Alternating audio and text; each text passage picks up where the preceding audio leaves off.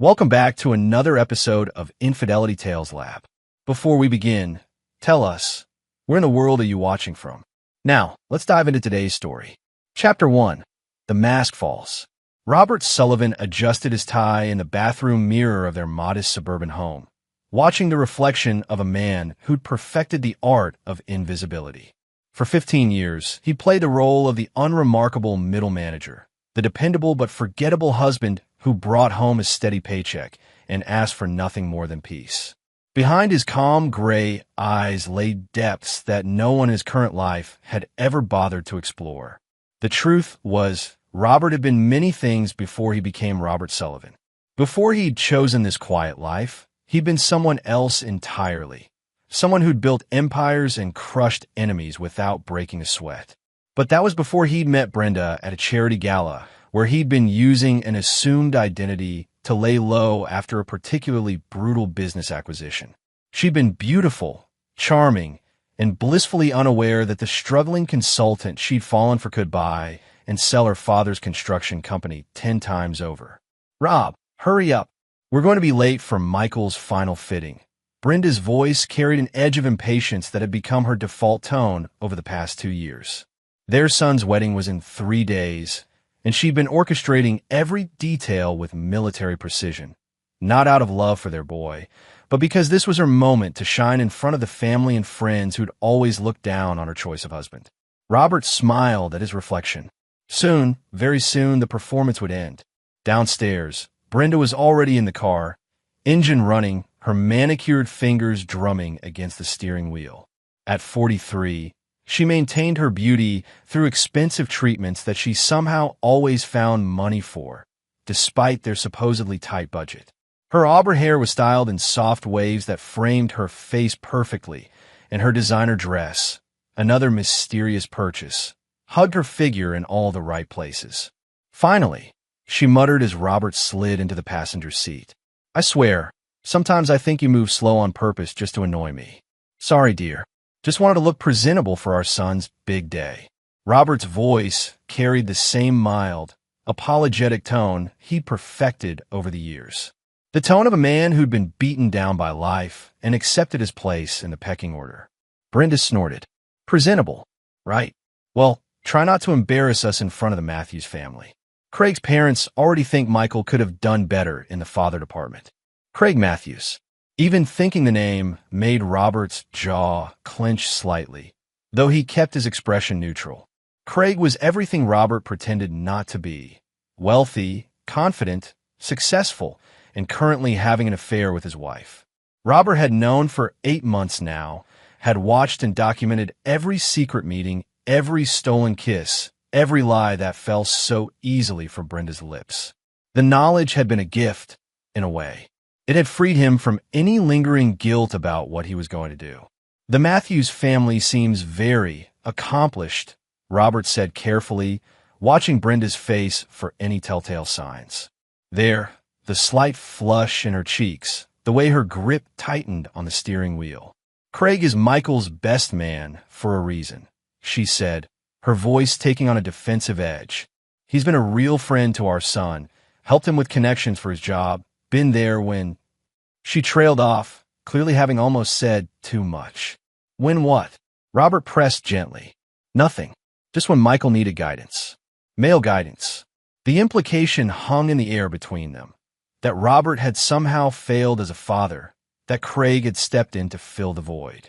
Robert nodded slowly, filing away another piece of evidence for the case he was building. Not for any court of law, but for the court of public opinion that would soon sit in judgment of them all. They arrived at the upscale bridal shop, where Michael was having his final tuxedo fitting. Their son stood before a 3-way mirror, looking handsome and nervous in his black formal wear. At 25, Michael had inherited his mother's striking features and his father's subtle intelligence, though he'd never seen past the carefully constructed facade Robert maintained. "Dad!" Michael's face lit up as they entered. Despite everything, Robert felt a genuine warmth for his son. Michael was a good kid who'd simply been influenced by his mother's opinions about his father's worth. "You look great, son." Robert clapped him on the shoulder, noting how Michael had filled out since college. "Sarah's going to be speechless." Thanks, Dad. I just hope everything goes perfectly. You know how important this is to Mom. And there it was, the casual dismissal, the assumption that this day was about Brenda's social standing rather than his son's happiness. Robert had watched this pattern develop over the years, seen how his wife had systematically undermined his relationship with her son, painting him as the weak link in their family chain. Brenda was already chatting with the seamstress about final adjustments, her voice carrying across the shop as she detailed her vision for the perfect wedding photos. She wanted everything to look flawless, wanted the world to see her as the successful mother who'd raised an accomplished son despite her disappointing husband. Mr. Sullivan, a voice interrupted his thoughts. Craig Matthews had entered the shop, looking every inch the successful investment banker in his perfectly tailored suit. At 35, Craig was younger than Robert, but carried himself with the kind of arrogant confidence that came from never having faced real consequences. "Craig," Robert replied with a mild smile, extending his hand. "Good to see you." Craig's handshake was deliberately firm, a small power play that Robert absorbed without reaction. "Likewise. Big day coming up. I hope you're ready for all the excitement." There was something in Craig's tone, a subtle mockery that suggested he knew exactly how little Robert understood about the true nature of the excitement to come. Behind Craig's confident smile, Robert could see the man who whispered sweet lies to his wife, who made promises about the life they'd have together once she finally left her pathetic husband. "Oh, I'm ready," Robert said quietly. "I've been preparing for this day longer than you might imagine." Something flickered in Craig's eyes, confusion, perhaps a hint of unease. But before he could respond, Brenda appeared at his side, her hand briefly touching his arm in a gesture that would have seemed innocent to anyone not watching for it. "Craig, thank you for coming. I wanted to make sure everything was coordinated for the bachelor party tomorrow night." "Of course," Craig replied smoothly. "I've got everything arranged. It's going to be a night to remember." Robert watched the exchange with the patience of a predator. Tomorrow night's bachelor party would indeed be memorable, though not in the way Craig was expecting. The pieces were already in motion, phone calls had been made, and certain facts about Craig's business dealings were about to come to light in very public ways. But that was just the opening move. The real game would begin at the wedding itself, when Robert finally shed his mask and showed them all who they'd really been dealing with for the past 15 years. "I should mention," Robert said casually, "I've invited a guest to the wedding, an old friend who's in town for business. I hope that's all right." Brenda's eyes narrowed slightly. "A guest? Rob, we've already given final numbers to the caterer. Who is this person?" "Just someone from my past. Victoria Sterling. She's successful in her field." The name meant nothing to them, of course. Victoria Sterling was known only in the highest circles of international business, a woman who'd built a multimedia empire from nothing and now commanded respect in boardrooms around the world. She was also someone who owed Robert a very significant favor from their shared past. "Well, I suppose one more person won't hurt," Brenda said with obvious irritation. "Though I wish you'd mentioned this sooner." Robert nodded apologetically. "Sorry, dear. It was a last-minute thing." As they left the shop, Michael walking between his parents with his garment bag, Robert allowed himself a small smile. In less than 72 hours, the carefully constructed world that Brenda and Craig inhabited would come crashing down around them. And unlike the mild-mannered man they thought they knew, Robert Sullivan never forgave and never forgot. The stage was set. Now it was time for the show to begin. Chapter 2. Shadows and Secrets. The Sterling Hotel's penthouse suite overlooked the city like a throne room, its floor-to-ceiling windows offering a panoramic view of the lights below. Victoria Sterling stood silhouetted against those windows, her platinum blonde hair catching the soft lamplight as she reviewed the documents spread across the mahogany table. At 41, she possessed the kind of timeless elegance that came from absolute confidence in her own power. "You're certain about this timeline?" she asked without turning around, her voice carrying a slight British accent that spoke of expensive schools and old money. Robert sat in one of the leather chairs, looking entirely different than he had at the tuxedo shop that afternoon. Gone was the slightly rumpled appearance, the apologetic posture, the mild expression of a man beaten down by life. In their place was someone sharp-edged and dangerous, someone who belonged in rooms where billion-dollar decisions were made with a nod. "Everything's in motion," he confirmed, his voice deeper now, carrying an authority that Brenda had never heard. "Craig's bachelor party is tomorrow night.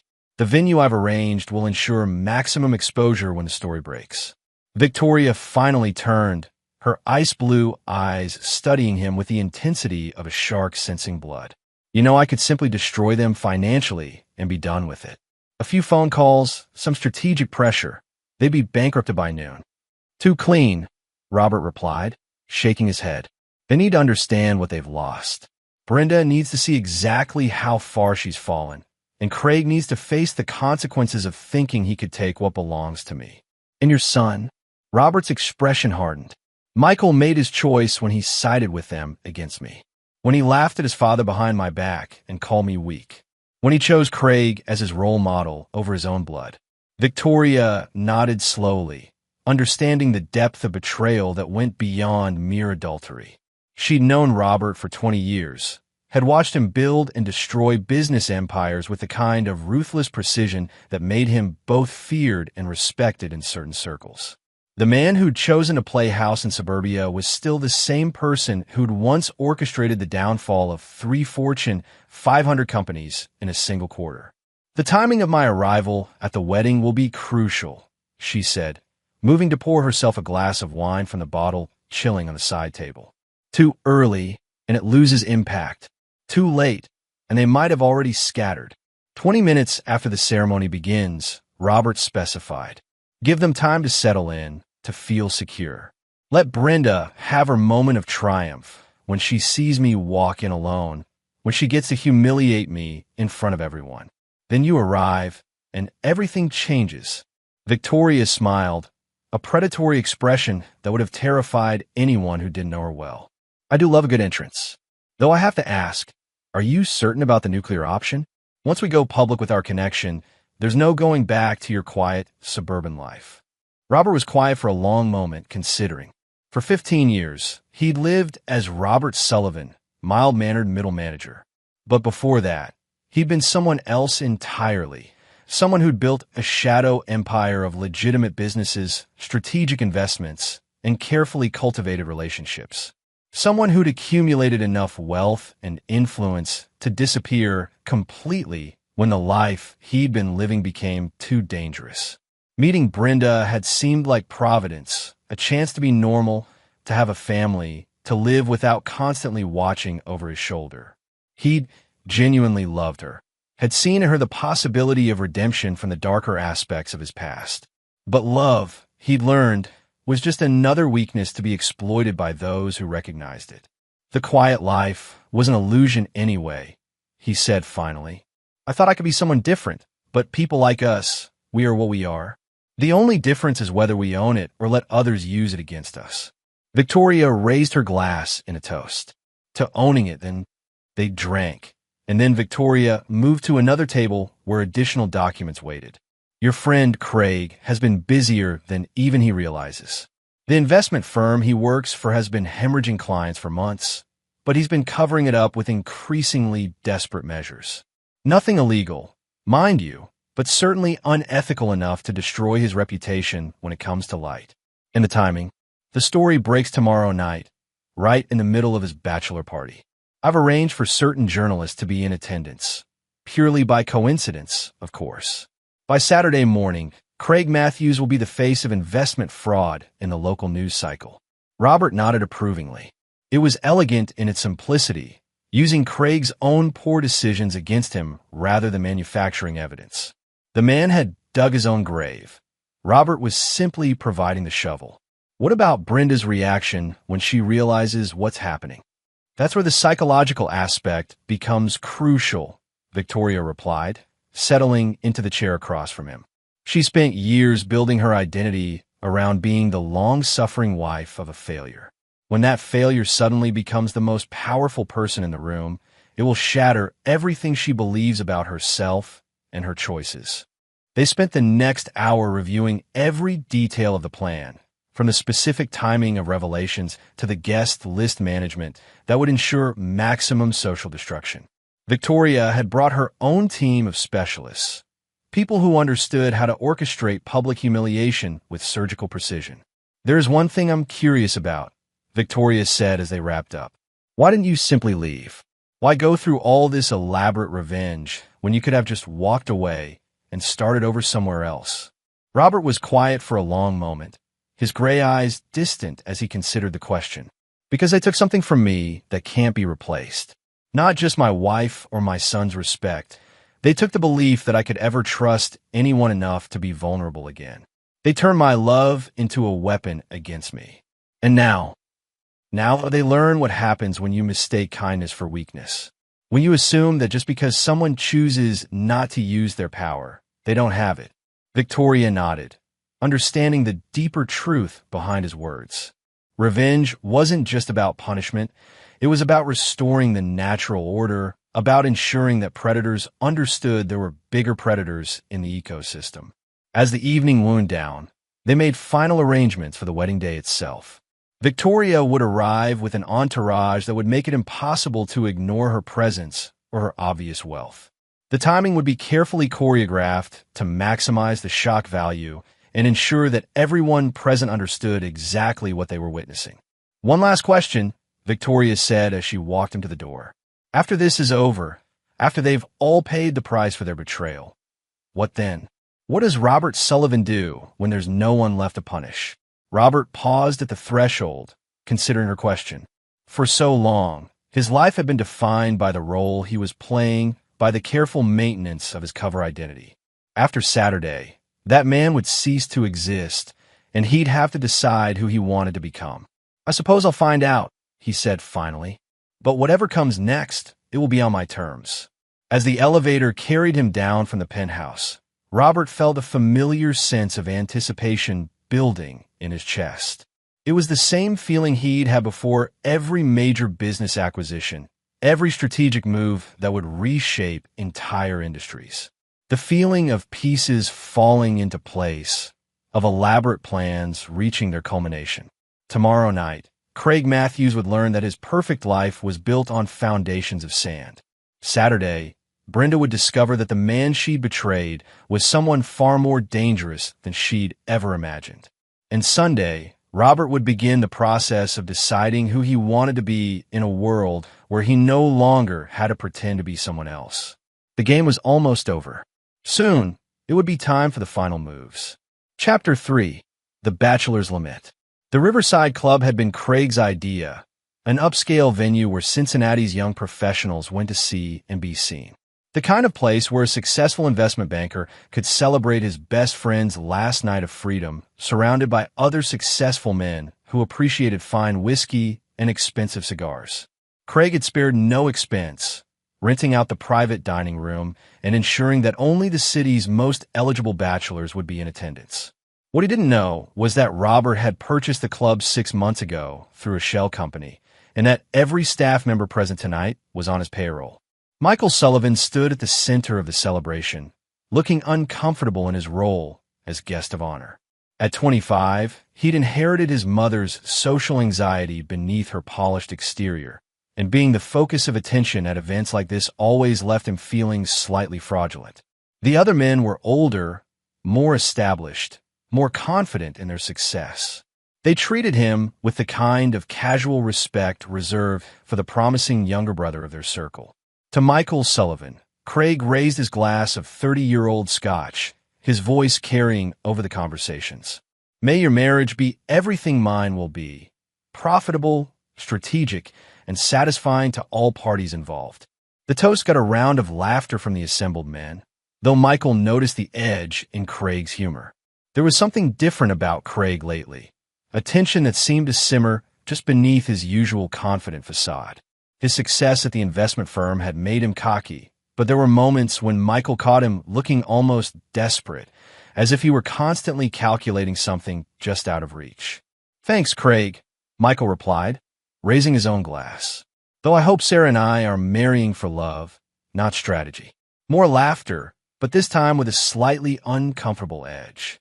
These men understood marriage as a business arrangement, a merger of families and assets rather than a romantic partnership. It was a perspective that Michael's mother had been subtly encouraging for months, suggesting that Sarah's family connections could be valuable for his career advancement. Love is for poor people, declared Harrison Webb, Craig's partner at the investment firm. The rest of us marry for mutual benefit and find our passion elsewhere.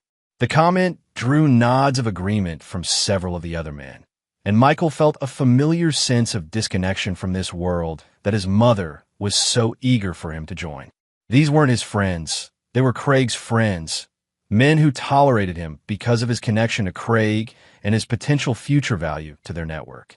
Speaking of passion elsewhere, Harrison continued, lowering his voice conspiratorially. Craig, how's your side project coming along? The one with the older woman?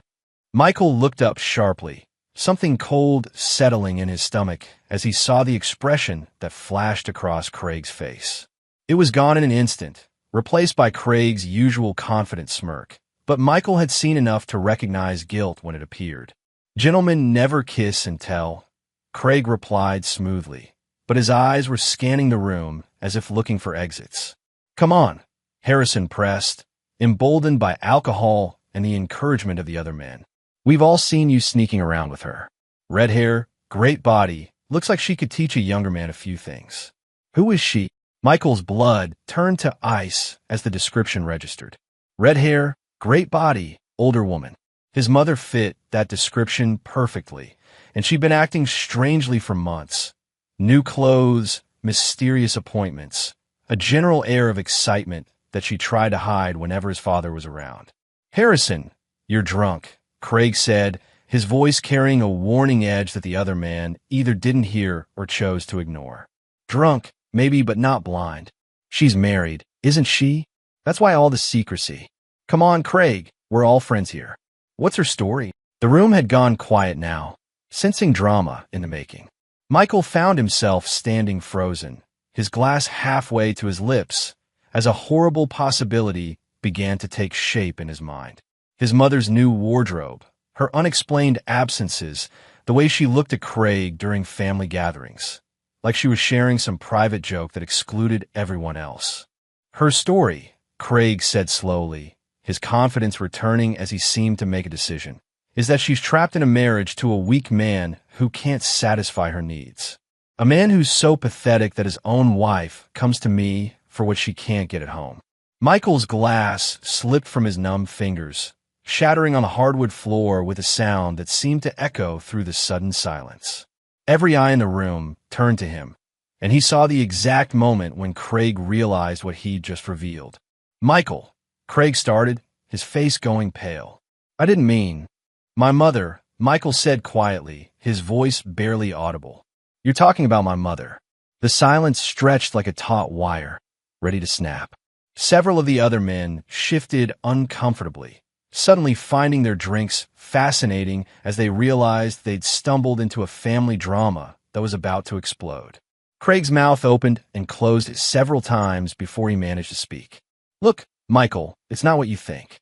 Your mother and I, we're just what? Michael's voice was gaining strength now, fueled by a rage that was building from somewhere deep in his chest. Just fucking behind my father's back? Just making him look like a fool while you celebrate how clever you are? Your father is a fool, Craig shot back, his own anger flaring now that his secret was out. Your mother deserves better than a man who can't even provide for his family properly. She deserves someone who can give her the life she wants.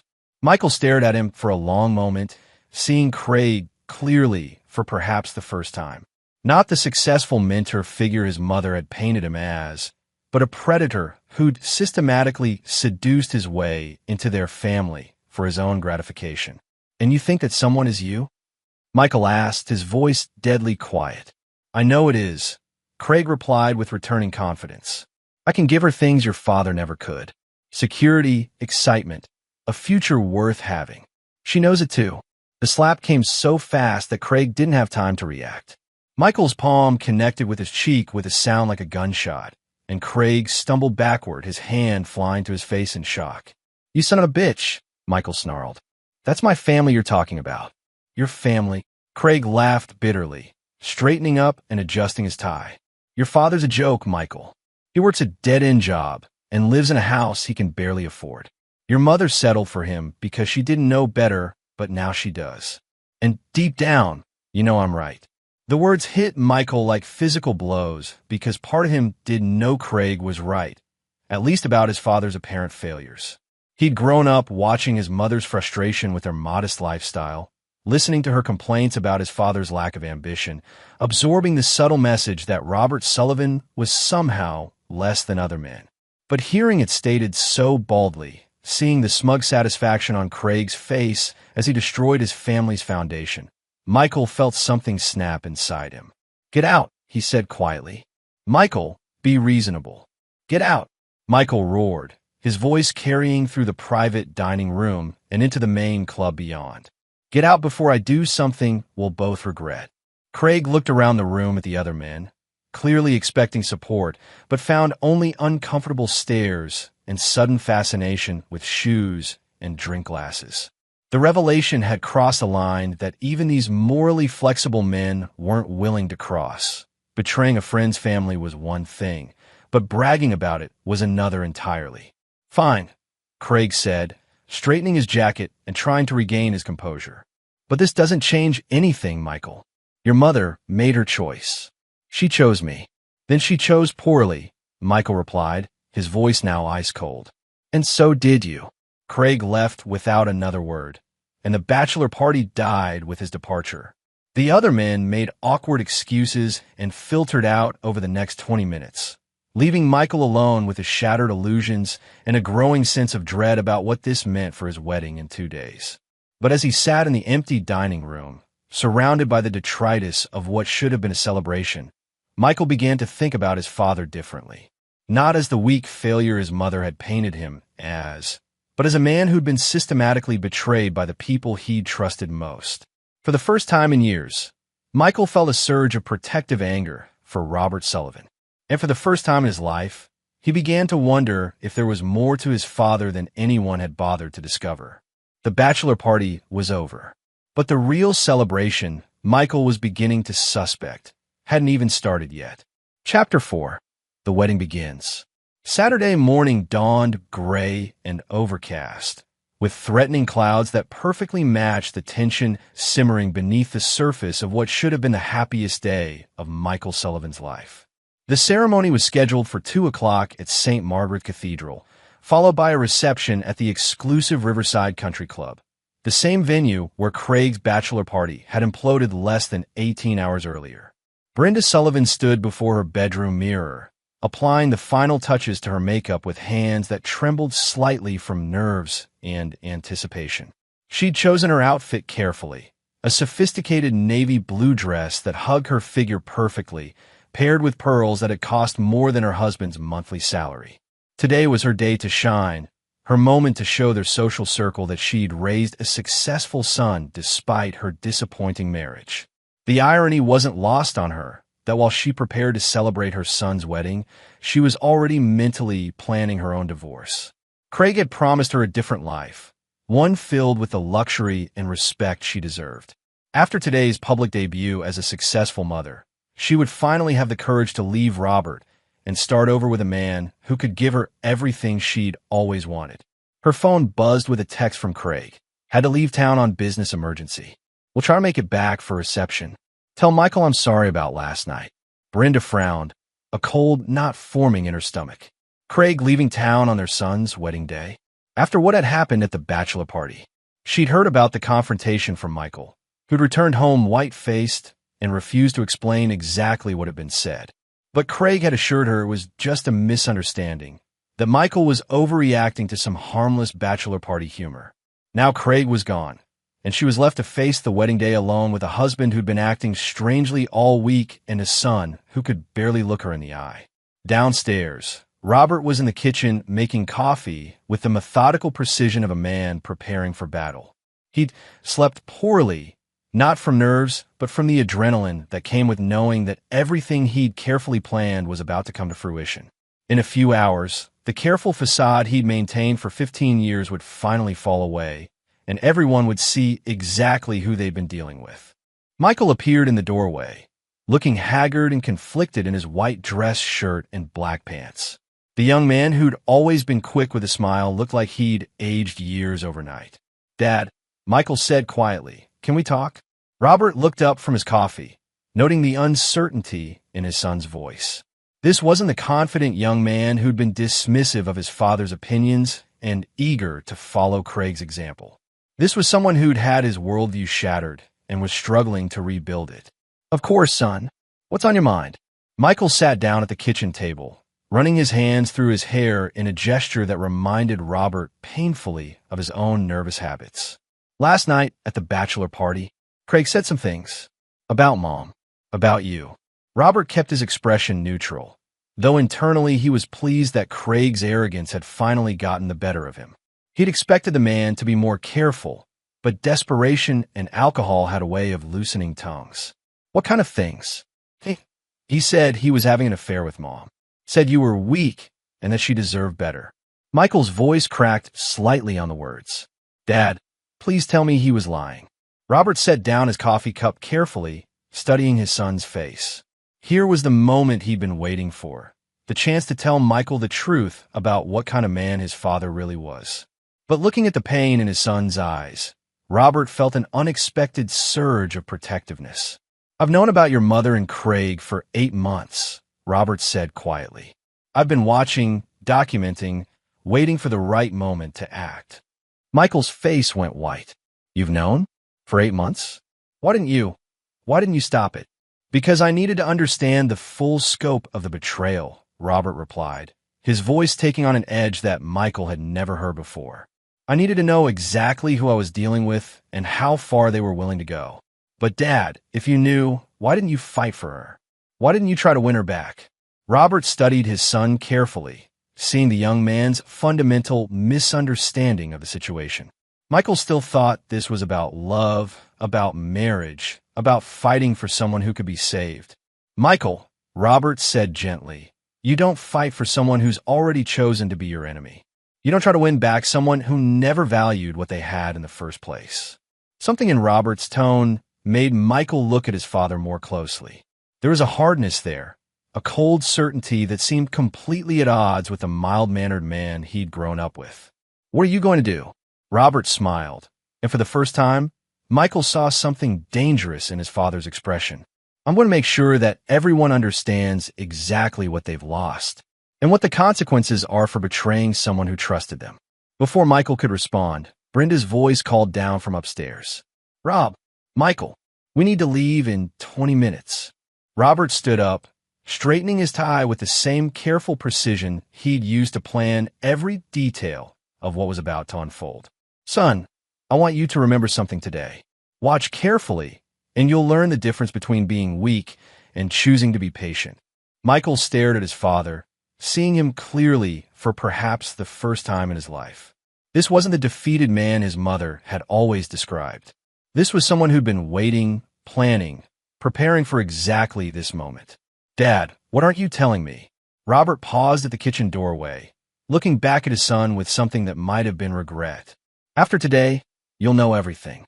And then you'll have to decide who you want to be, someone who stands with family or someone who chooses sides based on convenience." As Robert left the kitchen, Michael sat alone with his growing sense that his wedding day was about to become something far more complicated than a simple celebration. Everything he believed about his family, about his future, about the kind of man his father was, had been turned upside down in the space of 24 hours. Upstairs, he could hear his parents moving around, preparing for the ceremony that would unite him with Sarah in marriage. But Michael was beginning to suspect that before this day was over, other unions would be permanently severed, and other truths would be revealed that would change everything he thought he knew about the people he loved. The gray clouds outside were growing darker, and Michael couldn't shake the feeling that a storm was coming that would reshape his entire world. As the Sullivan family prepared to leave for the cathedral, none of them were quite the same people they'd been when they'd woken up that morning. The masks were beginning to slip, and the carefully maintained fiction of their happy suburban life was about to collide with the brutal reality of betrayal, revenge, and the true cost of underestimating a patient man's capacity for retribution. The wedding was about to begin, but the real ceremony, the one that would determine who stood where when the dust settled, was still to come. Chapter 5: The Arrival. St. Margaret's Cathedral was a testament to old-world grandeur, its Gothic spires reaching toward the threatening sky like stone prayers. The afternoon light filtered through stained glass windows, casting colored shadows across the assembled guests who filled the oak pews with the quiet murmur of social anticipation. This was Cincinnati's social event of the season, the wedding of Michael Sullivan to Sarah Hartwell, uniting two families with deep roots in the community's establishment. Robert Sullivan walked down the center aisle alone, his modest gray suit marking him as distinctly out of place among the designer clothing and expensive jewelry that adorned the other guests. Whispers followed in his wake, not of respect or recognition, but of barely concealed pity and social awkwardness. Here was the father of the groom, the man who couldn't even afford a proper tuxedo for his own son's wedding. Brenda had arrived earlier with the wedding party, leaving Robert to make his solitary entrance as she'd planned. She wanted everyone to see the stark contrast between her successful son and her disappointing husband, to understand that whatever Michael had accomplished, it was despite his father rather than because of him. Robert took his assigned seat in the front row, noting the careful way other guests avoided making eye contact with him. To them, he was an embarrassment, the weak link in what should have been a perfect family portrait. He could feel their judgment, their whispered speculation about how someone like Michael had emerged from such unpromising genetic material. Behind him, he heard the familiar voice of Margaret Hartwell, Sarah's mother, speaking in a stage whisper designed to be overheard. "I still can't believe Brenda married that man. Look at him. He can't even manage to look successful at his own son's wedding." Her companion's response was equally audible. "Well, at least Michael takes after his mother. Thank goodness for that. Though I heard even she's finally come to her senses about the marriage." Robert smiled slightly, allowing their casual cruelty to wash over him like background noise. These people had no idea what they were about to witness, no conception that the unremarkable man they were dismissing would soon demonstrate exactly how little their opinions mattered. The ceremony proceeded with traditional elegance. Michael stood at the altar looking handsome but troubled, while Sarah glowed with bridal radiance beside him. Father Morrison's voice carried through the cathedral as he spoke about the sanctity of marriage, about commitment and faithfulness, about the bonds that should never be broken between those who love each other. The irony wasn't lost on Robert as he watched his son pledge eternal fidelity while his wife sat in the second row, checking her phone for messages from her lover who had mysteriously disappeared the night before. As the ceremony reached its midpoint, Robert checked his watch. 12 minutes past 2. In exactly 8 minutes, Victoria Sterling would make her entrance, and everything would change. But first, Robert had his own performance to give. During a pause in the service, he stood up slowly, his movement causing a ripple of attention through the assembled guests. Heads turned, eyebrows raised, as the father of the groom appeared to be preparing to speak without invitation. "Excuse me," Robert said, his voice carrying clearly through the cathedral despite its moderate volume. "Father Morrison, if I may." The priest looked uncomfortable but nodded, clearly unsure how to handle this breach of protocol. Brenda's face had gone white with mortification, while Michael looked on with growing alarm. "I just wanted to say something about marriage," Robert continued, his tone conversational but somehow commanding attention. "About what it means to promise your life to someone, to trust them with your deepest vulnerabilities, to believe that they'll stand by you no matter what." The cathedral was dead silent now. Every guest focused on this unexpected interruption from the man they'd all been dismissing as irrelevant. "My son is making those promises today," Robert said, his eyes finding Michael at the altar. "And I hope he chooses more carefully than some of us have." Brenda half rose from her seat, her face flushed with embarrassment and anger.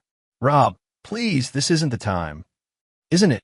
Robert asked, turning to look at her directly. "When is the right time to talk about faithfulness, Brenda? When is the appropriate moment to discuss what happens when people break their most sacred vows?" The murmur that ran through the cathedral was electric with tension and anticipation. This wasn't the gentle, defeated man they all expected. This was someone else entirely, someone who commanded attention through sheer force of presence. Perhaps, Robert continued, we should talk about what it means when a wife chooses to share her bed with her son's best friend. When she makes a mockery of her marriage vows while planning to abandon her family for a man who promises her a better life. The silence that followed was absolute. Even the children in the congregation seemed to sense that something momentous was happening, something that would be remembered and whispered about for years to come. Brenda's face had gone from white to bright red. "How dare you? How dare I what?" Robert asked, his voice still calm, but now carrying an undertone of steel that silenced her immediately. "How dare I tell the truth? How dare I refuse to pretend anymore that we're one big, happy family?" He turned back to the assembled guests, noting their rapt attention, their shock at seeing the church mouse reveal himself to be something far more dangerous. "You all think you know me," Robert said, his voice carrying to every corner of the cathedral. "You think I'm weak, unsuccessful, unworthy of the family I somehow lucked into. You've spent years pitying me, dismissing me, treating me like a failure because I drive a modest car and work a regular job." The guests were transfixed now, unable to look away from this unexpected transformation. "But here's something you might find interesting," Robert continued, checking his watch again. "Sometimes people choose to appear weak because it serves their purposes. Sometimes the most dangerous person in the room is the one everyone underestimates." At exactly 20 minutes past 2, the cathedral's main doors opened with a sound that echoed through the vaulted space like thunder. Every head turned to see a woman enter with the kind of presence that commanded immediate attention. Victoria Sterling, dressed in an elegant black dress that probably cost more than most people's cars, her platinum blonde hair styled to perfection, her blue eyes scanning the assembly with the cool assessment of someone accustomed to being the most important person in any room. Behind her came an entourage that spoke of serious wealth and power, assistants, security personnel, and a level of sophistication that made the cathedral's previous grandeur seem provincial by comparison. "Ladies and gentlemen," Robert said, his voice now carrying complete authority, "I'd like you to meet my wife, Victoria Sterling." The silence that followed was so complete that the sound of dropping programs hitting the floor seemed thunderous. Brenda's mouth fell open in shock, while whispers erupted throughout the congregation as people tried to process what they were seeing. Victoria Sterling, the Victoria Sterling, whose business empire was featured on magazine covers, whose wealth was measured in billions rather than millions, whose name was synonymous with power and success on a global scale, walked down the aisle toward Robert Sullivan with the confident stride of someone who owned every space she entered. "Darling," she said as she reached him, her British accent carrying clearly through the stunned silence. "I'm so sorry I'm late. Business ran longer than expected." She kissed Robert's cheek with the familiarity of long intimacy, then turned to survey the assembled guests with the kind of smile that suggested she found their shock amusing. "I hope I haven't missed anything important," Victoria said, her eyes finding Brenda's horrified face. "Though from the looks of things, the real ceremony is just getting started." The cathedral erupted in whispers, gasps, and the sound of people frantically checking their phones to confirm what they were seeing.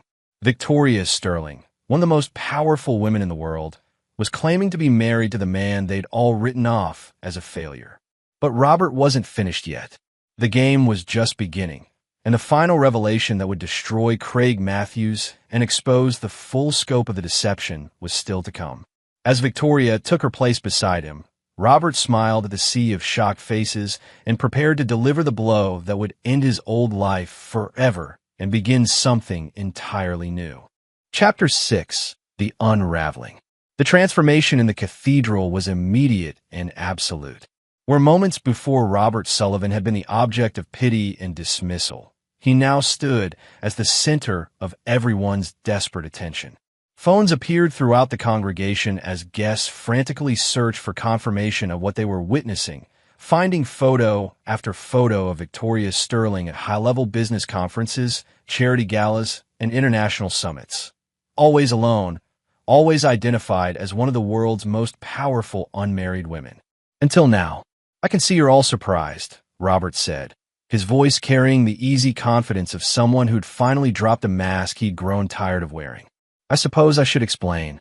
Brenda had sunk back into her pew, her face a mask of confusion and growing horror as the implications began to register. If Robert was married to Victoria Sterling, then everything about her understanding of her own life had just been revealed as a lie. 15 years ago, Robert continued, I made a decision to step back from my previous life. I'd been living in a world where success was measured by how completely you could destroy your competitors, where personal relationships were just another form of strategic alliance. I was tired of that existence, tired of being someone who solved problems through intimidation and financial warfare. Victoria smiled beside him, her presence lending credibility to every word he spoke. The guests hung on his every syllable, their previous dismissal replaced by rapt attention.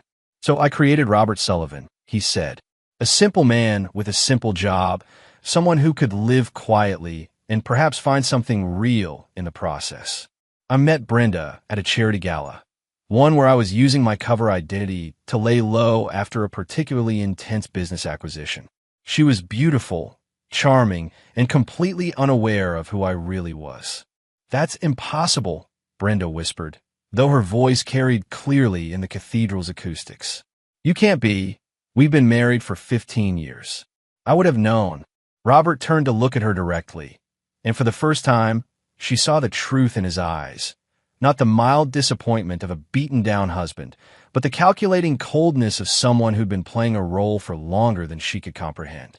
You knew exactly what you wanted to know, Robert replied. You knew I brought home a steady paycheck, that I didn't interfere with your social climbing, that I was convenient to have around when you needed a husband for appearances.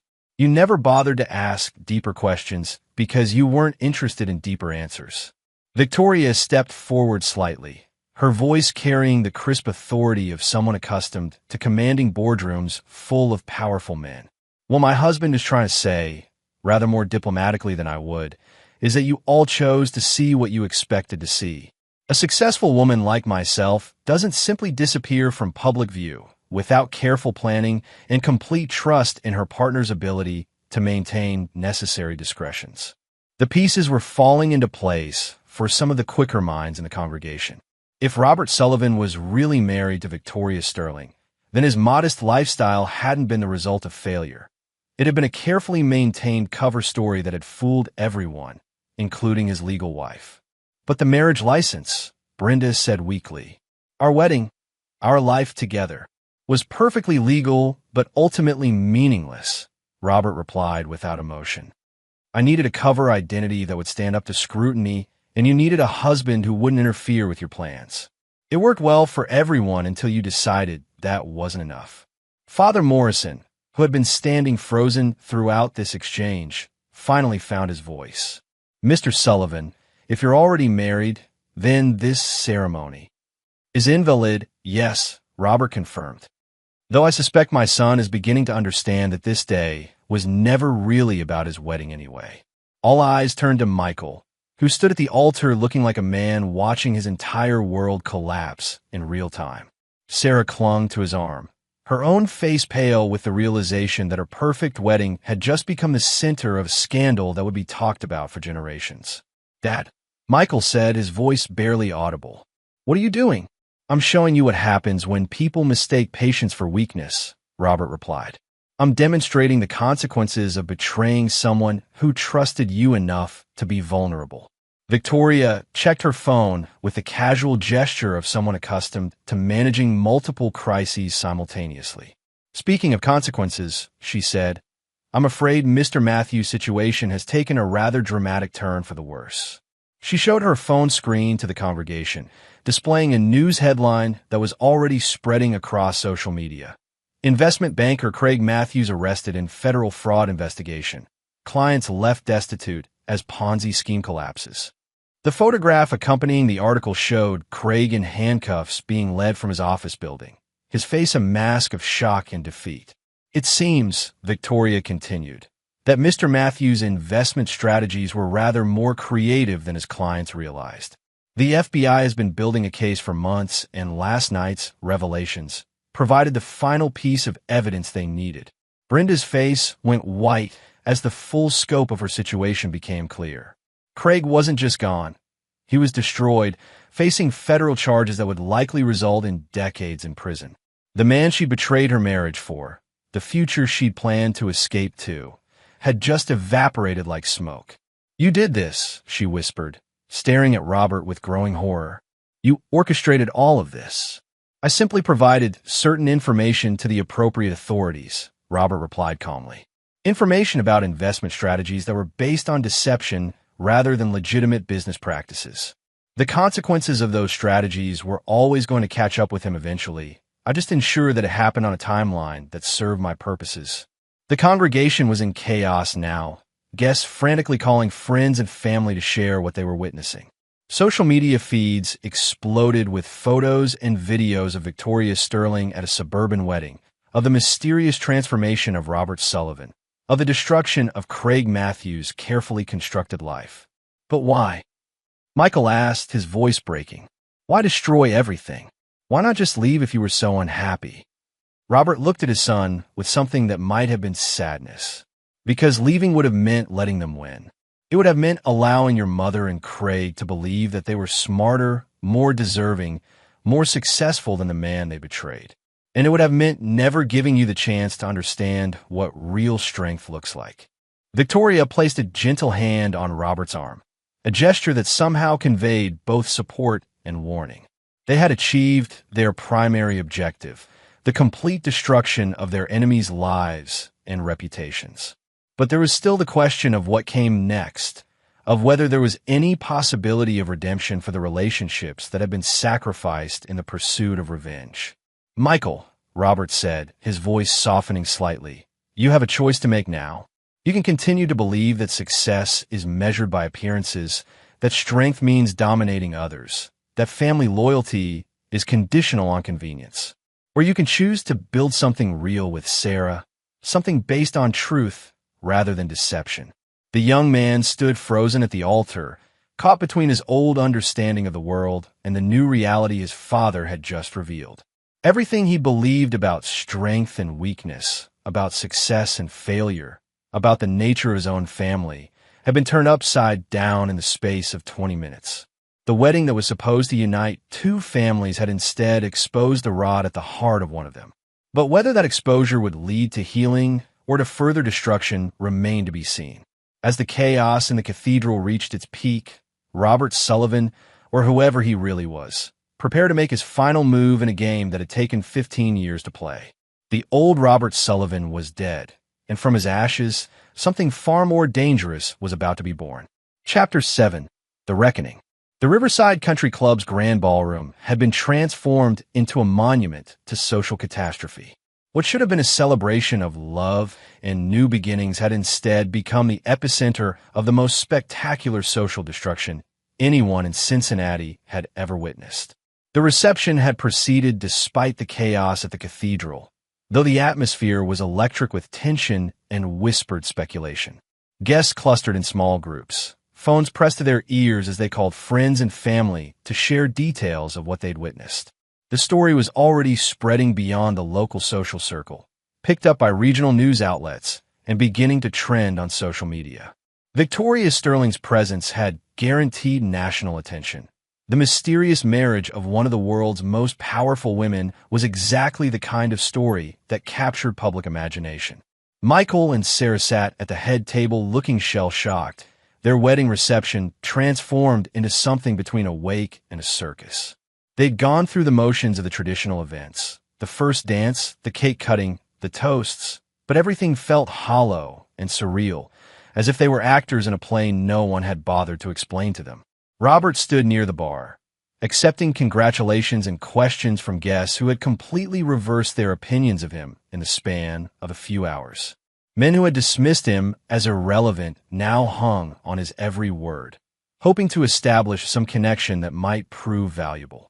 Women who had pitted Brenda for her unfortunate marriage now eyed Robert with calculating interest, wondering what other secrets he might be harboring. But Robert's attention was focused on his wife, who sat alone at a corner table, looking like a woman watching her entire world crumble in real time.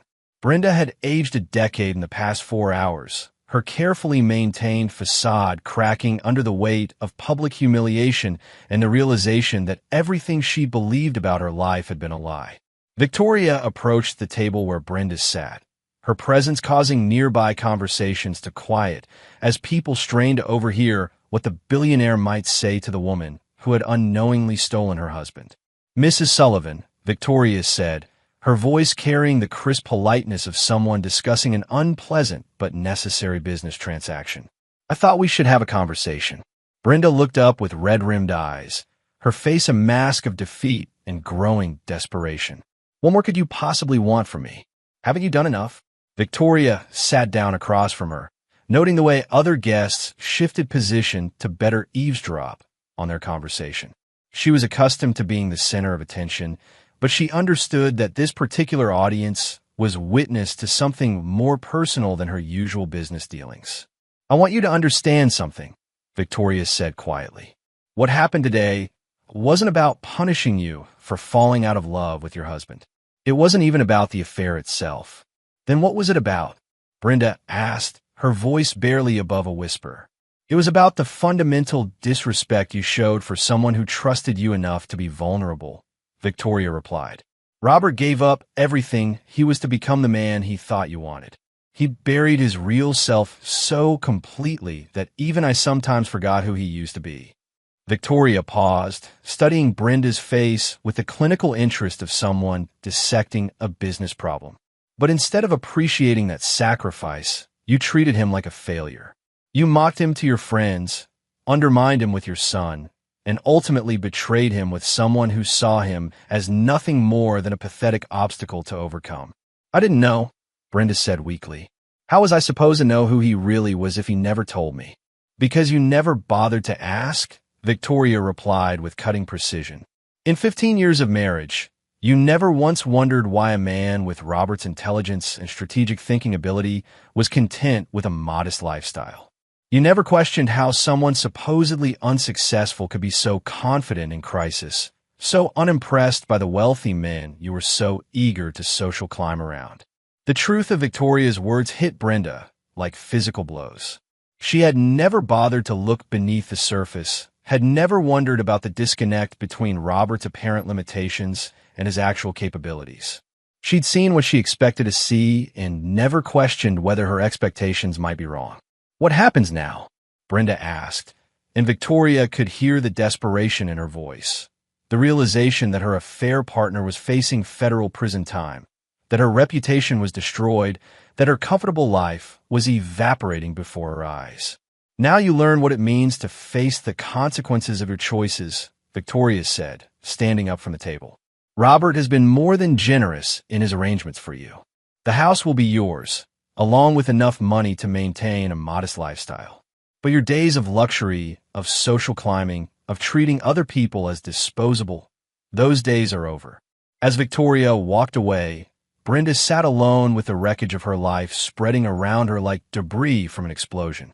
The guests who had once treated her with social respect now looked at her with a mixture of pity and fascination, like observers at a traffic accident who couldn't look away from the carnage. Across the ballroom, Michael finally approached his father, his face a mixture of anger, confusion, and reluctant admiration. "I need to know something," Michael said without preamble. "When you were playing this role, when you were pretending to be someone else, was any of it real? Did you ever actually love us, or were we just part of your cover story?" Robert looked at his son carefully, seeing the pain beneath the anger, understanding that his answer would determine whether there was any possibility of salvaging their relationship. "Everything about my love for you was real," Robert said quietly. "The role I played, the life I lived, the sacrifices I made, they were all authentic expressions of how much I wanted to be the father you deserved." "But you lied to me," Michael said. "For my entire life, you've been lying about who you are." "I simplified who I was," Robert corrected. "I chose to emphasize certain aspects of my personality and suppress others. The man who taught you to ride a bike, who helped you with homework, who sat up with you when you were sick. That was the real me. It just wasn't the complete me. Michael struggled with this distinction, understanding intellectually that his father had made sacrifices, but emotionally reeling from the deception. And Mom? Did you ever really love her? Robert was quiet for a long moment, considering how to answer truthfully without destroying his son's last illusions about his family. I loved who I thought she was, he said finally. I loved the woman who seemed to value kindness over status, who appeared to want a genuine partnership rather than a social accessory. But that woman, I now realize, was as much of a performance as the man I pretended to be. So what happens to us? Michael asked. To our family? Robert looked across the ballroom at Sarah, who was watching their conversation with obvious concern for her new husband's emotional state. You build something real, Robert said. You learn from the mistakes your mother and I made.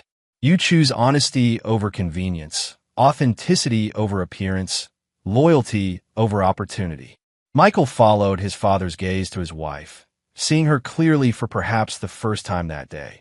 Not as a social prize or a career asset, but as a person who deserved better than to be married to someone carrying the toxic patterns he'd inherited from his parents' dysfunctional relationship. Will I see you again? Michael asked. Or are you disappearing back into whatever world you came from? Robert smiled, and for the first time that day, Michael saw something genuine and unguarded in his father's expression. I'm not going anywhere, but the next time we meet, it will be as equals. Two men who understand that real strength comes from choosing to be vulnerable with the right people, not from dominating those who trust you. As father and son stood together in the ruins of what had once been their family, surrounded by the debris of shattered illusions and destroyed reputations, something new began to take shape between them. Not the relationship of disappointed son and failed father, but something more honest and potentially more valuable. The old Robert Sullivan was dead, killed by his own hand in front of 300 witnesses. But from his ashes, something more authentic was beginning to emerge, something that might, with time and effort, prove worthy of the trust he'd lost and the love he'd never stopped wanting to deserve. The game was almost over. Now came the harder work of learning how to live without masks, without deception, without the comfortable lies that had sustained them all for far too long. Chapter 8. Aftermath. 3 months after the wedding that had become Cincinnati's most talked-about social event, the aftermath continued to ripple through the community like aftershocks from an earthquake. The story had grown beyond local gossip into a case study discussed in business schools and psychology programs. A perfect example of how completely people could misread those around them when they relied on assumptions rather than observation. Craig Matthews' trial had begun the previous week, with federal prosecutors painting a picture of systematic fraud that had cost his clients over $40 million. The man who had once been the golden boy of Cincinnati's investment community now sat in a defendant's chair, his future measured in decades of federal prison time. The last of his appeals had been exhausted, and his attorney had begun discussing plea bargain arrangements that might reduce his sentence from life-destroying to merely career-ending. Brenda Sullivan, she had kept the name despite the annulment of her marriage, lived quietly in the modest house that Robert had allowed her to keep. The divorce settlement had been surprisingly generous, providing her with enough money to maintain a comfortable but unremarkable lifestyle. The woman who had once dreamed of luxury and social prominence now shopped at discount stores and avoided the country club events where she'd once reigned as a minor queen. She'd aged dramatically in the months since the wedding, her hair showing gray roots that she could no longer afford to have professionally maintained, her wardrobe reduced to simple clothes bought off the rack rather than custom-tailored pieces. But perhaps more significantly, she'd begun to display a kind of quiet humility that was entirely new to her character. The humility of someone who had learned the hard way that her understanding of the world had been fundamentally flawed. The phone calls from old friends had stopped after the first month. The invitations to social events had dried up even faster. Brenda had become a cautionary tale, a reminder of what happened when people confused appearance with reality, when they betrayed those who trusted them most. But solitude had given her time to think, to examine her choices and motivations with a clarity that had been impossible when she was focused on maintaining her social position. For the first time in years, she was beginning to understand the difference between being loved and being tolerated, between genuine respect and social convenience. Michael and Sarah had moved to Portland, where Michael had found work with a technology startup that valued innovation over connections.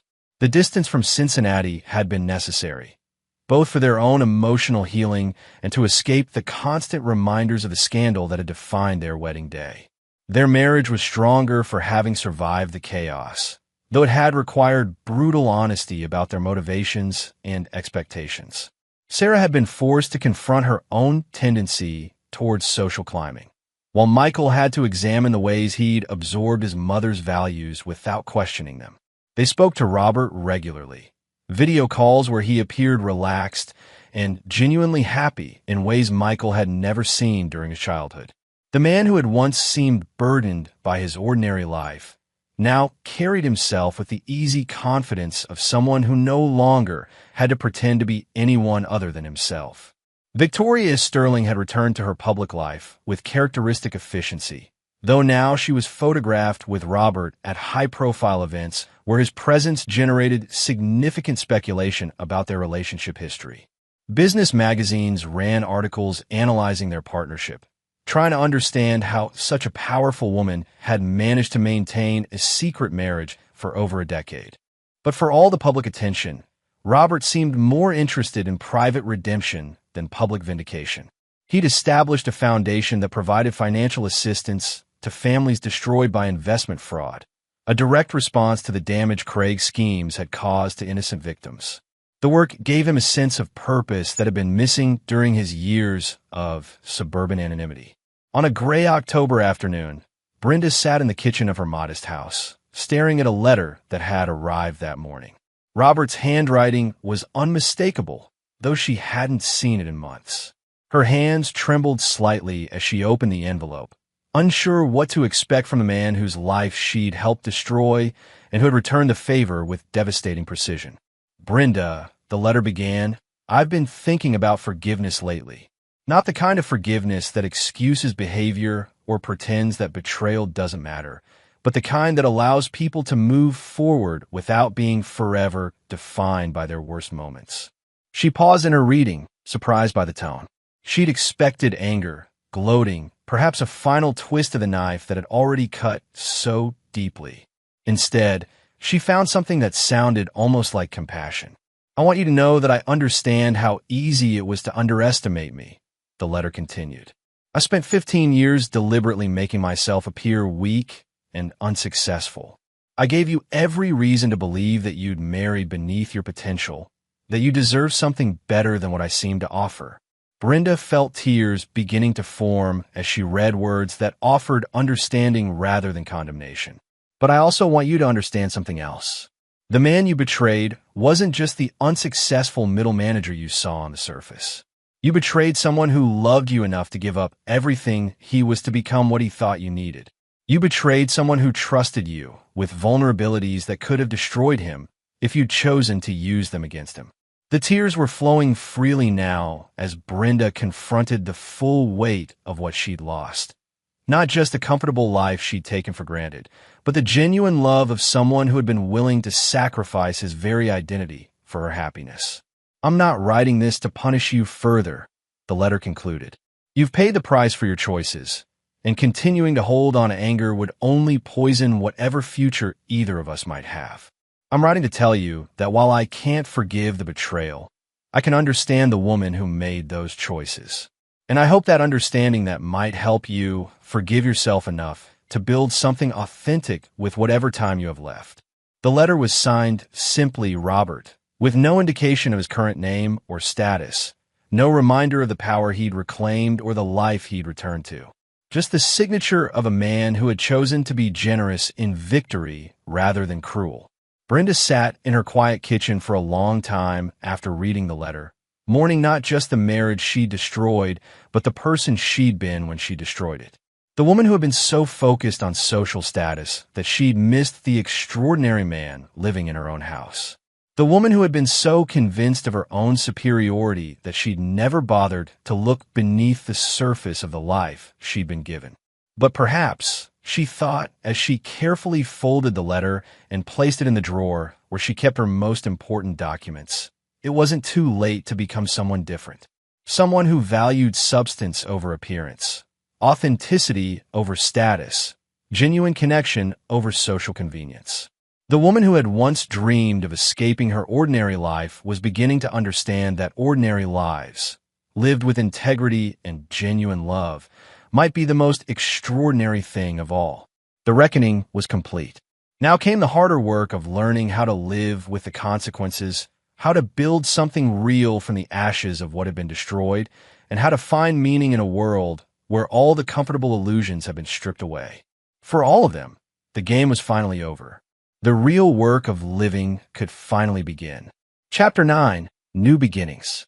2 years after the wedding that had redefined what it meant to underestimate someone, Robert stood on the terrace of his Manhattan penthouse, watching the sun set over Central Park. The city spread out below him like a vast circuit board, each light representing lives and stories and dreams that continued despite the drama that had once consumed his own world. Victoria emerged from their study, carrying 2 glasses of wine and wearing the satisfied expression of someone who had just concluded a particularly profitable business negotiation. Their marriage, their real marriage, conducted in a private ceremony attended only by a handful of close friends, had settled into the kind of comfortable partnership that came from mutual respect and shared understanding of what it meant to wield power responsibly. "The Portland project is approved," she announced, settling into the chair beside him. "Michael's company will get the funding they need to expand into sustainable technology development." Robert smiled, pleased that his son's new venture would succeed on its own merits rather than family connections.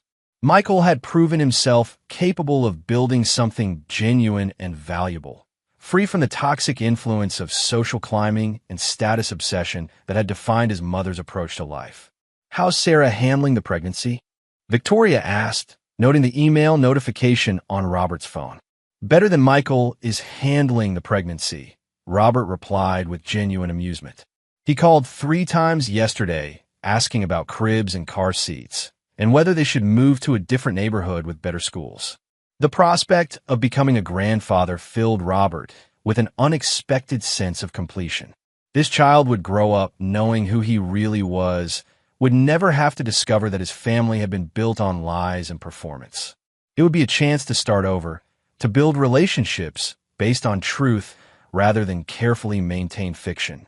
A soft chime indicated an incoming video call, and Robert's tablet screen lit up with Michael and Sarah's faces. Sarah was visibly pregnant now, glowing with the health and happiness of someone who had found her place in the world.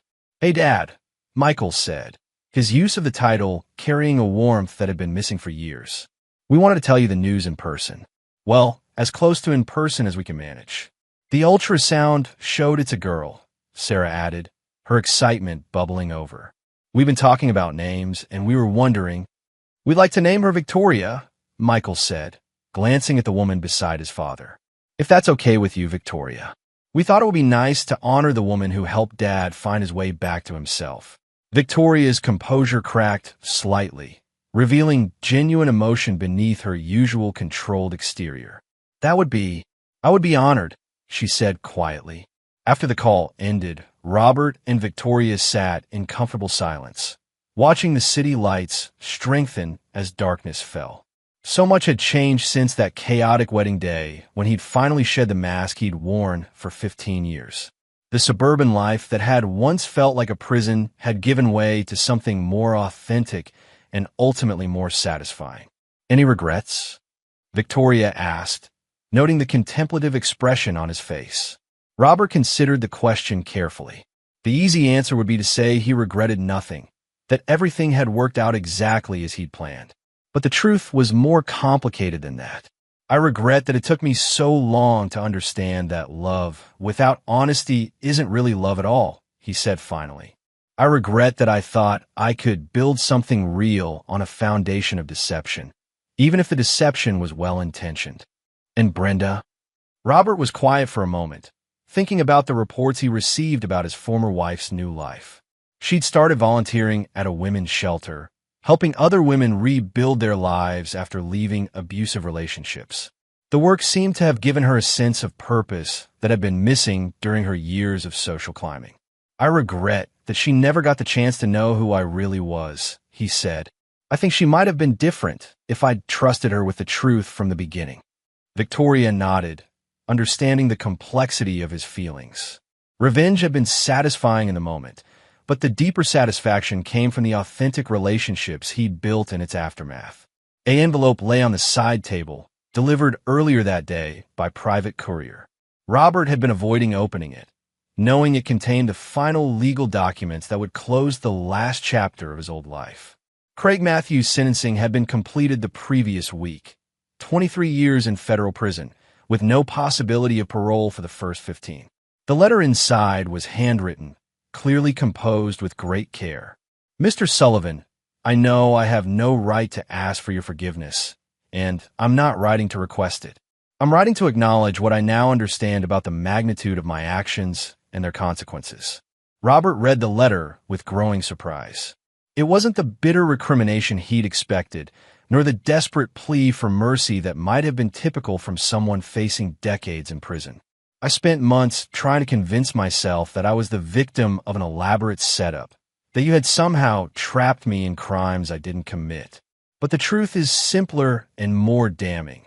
I destroyed myself through greed, arrogance, and the belief that other people existed for my convenience."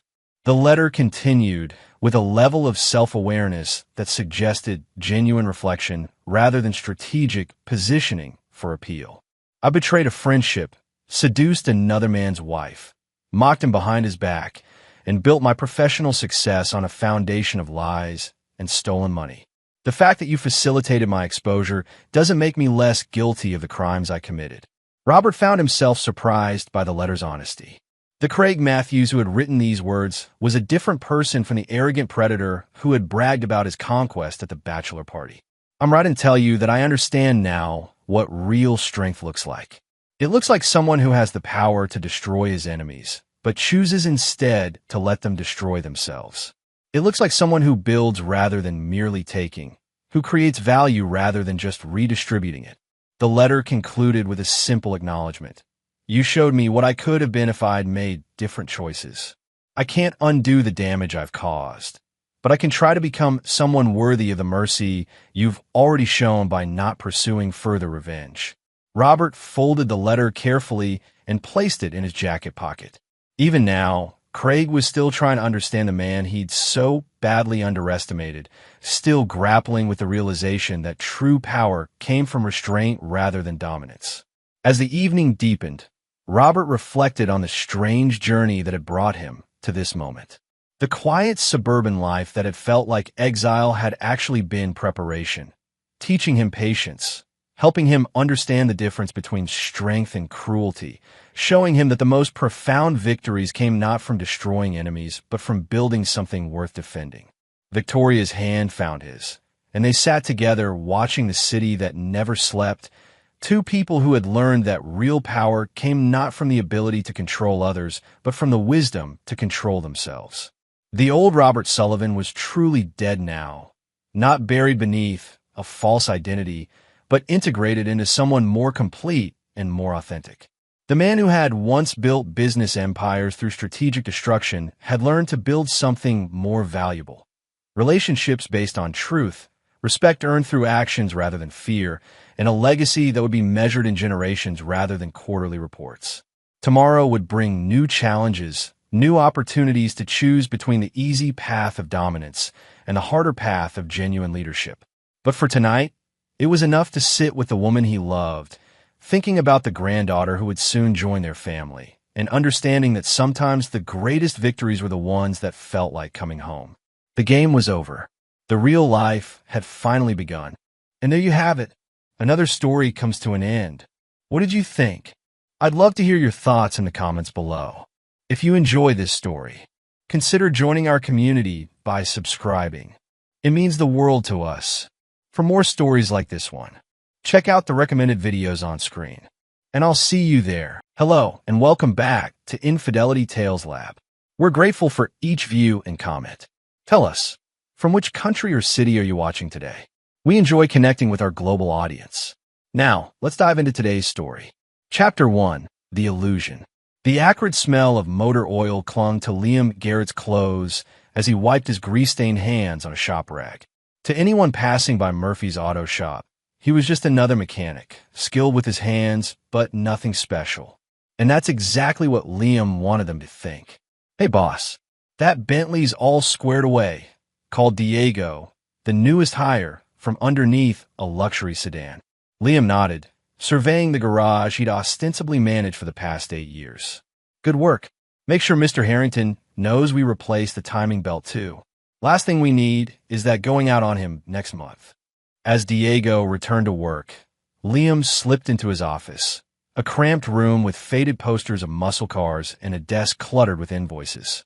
He closed the door, pulled out his secure phone, and dialed a number from memory. "Avery? It's me.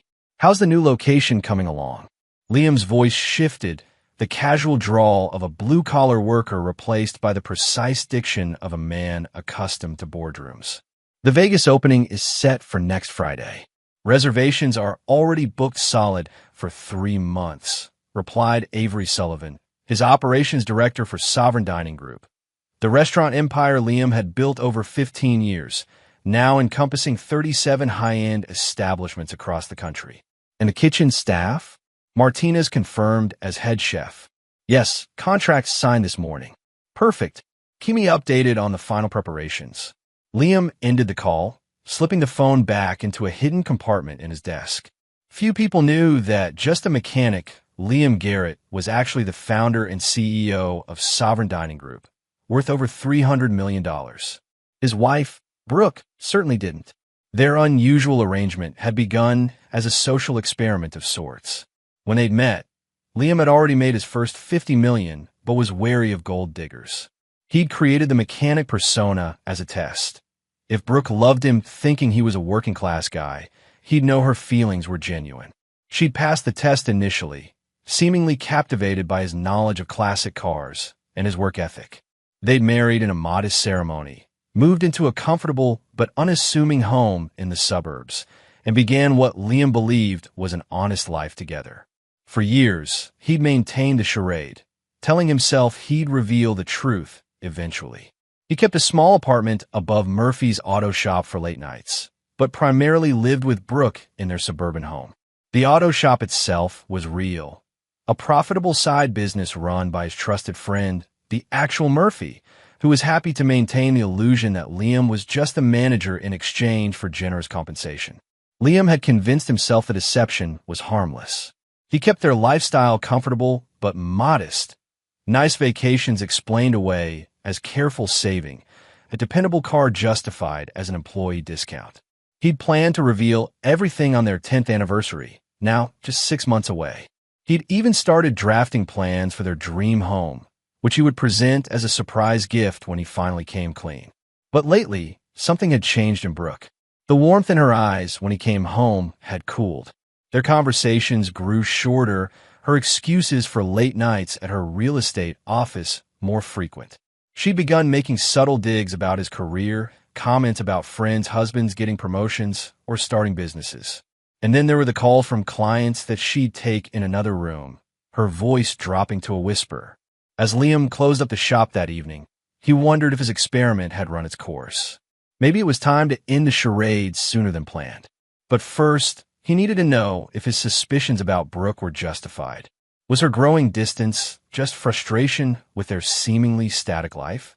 Or was there something or someone else? That night, as he drove home in his deliberately middle-class sedan, Liam made a decision. He would accelerate his timeline. 3 months, not 6. He'd reveal everything at their anniversary dinner, already planned at Ellsworth. Ironically, one of his own restaurants, though Brooke didn't know that. It would be the perfect setting to begin their new, honest chapter together, provided, of course, that there was still a together to salvage. Chapter 2. Shadow Games. Brooke Garrett applied another coat of lipstick, studying her reflection in the mirror of her downtown real estate office. At 34, she remained striking. Honey blonde hair falling in perfect waves around a heart-shaped face, green eyes calculating beneath precisely arched brows. She'd worked hard to maintain her appearance, viewing it as essential to her success. Success that had come, but not in the magnitude she'd envisioned. When she'd married Liam Garrett 8 years ago, she genuinely believed she was in love. He was handsome, intelligent, and oddly refined for a mechanic. She'd expected him to be ambitious, to leverage those qualities into something greater. Perhaps management, then ownership of the auto shop, expanding to a chain. Something that would elevate them from comfortable suburbia to the luxury lifestyle she craved. Instead, he seemed content, unchanging, stagnant. Her phone chimed. A text from Preston Rollins. Dinner tonight? The usual place? Brooke's lips curved upward as she typed her reply. 8 p.m. Don't be late. Preston had entered her life 4 months ago when he'd come looking for a high-rise condo. 45, distinguished, with salt and pepper hair and the confident bearing of wealth. He represented everything she'd hoped Liam would become. His real estate development company was expanding rapidly, and he made it clear that Brooke could be part of that ascent professionally and personally. Their affair had begun with lingering glances over property listings, escalated to drinks to discuss client needs, and quickly evolved into clandestine meetings at luxurious hotels. Preston showered her with the attention and gifts she felt she deserved. Designer handbags explained to Liam as successful commission bonuses, jewelry kept hidden in her office. Heading out, Brooke? Asked Tanya, her assistant, poking her head around the door. Yes, client dinner, Brooke replied smoothly. Potential buyer for the Lakewood property. The lies came easily now. To Tanya. To Liam. Sometimes, even to herself. Across town, Preston Rollins concluded a conference call in his penthouse office. At his desk sat a framed photo of a golden retriever. Conspicuously, no family pictures. Preston preferred to keep his romantic entanglements uncomplicated by legal commitments. Mr. Rollins, your 3 o'clock is here, announced his secretary through the intercom. Send him in. The door opened to reveal a thin man with a perpetual hint of a smirk. Connor Wiley, Preston's personal investigator, the man he called whenever he needed information that wasn't readily available through legitimate channels. What did you find? Preston asked, not bothering with pleasantries. Connor placed a folder on the desk. Interesting stuff about your lady friend's husband. That auto shop's just the tip of the iceberg. Preston raised an eyebrow, opening the folder. His eyes widened slightly as he scanned the contents. You're certain about this? He asked, looking up at Connor. Absolutely. The guy's got one hell of a secret life. Makes me wonder what she sees in you. Connor chuckled, then quickly sobered at Preston's glare. Preston leaned back in his chair, processing this unexpected information. She doesn't know. She can't. No way. She thinks she married a grease monkey. A slow, calculating smile spread across Preston's face. This changes things. Leave the file. I need to reconsider my approach. After Connor left, Preston stared out at the city skyline, thoughts racing. Brooke Garrett wasn't just the bored wife of a mechanic. She was the unwitting wife of one of the most successful restaurateurs in the country. The possibilities this presented were tantalizing. Later that night, in an upscale restaurant safely outside their usual social circles, Preston watched Brooke sip her wine, her 4th of the evening.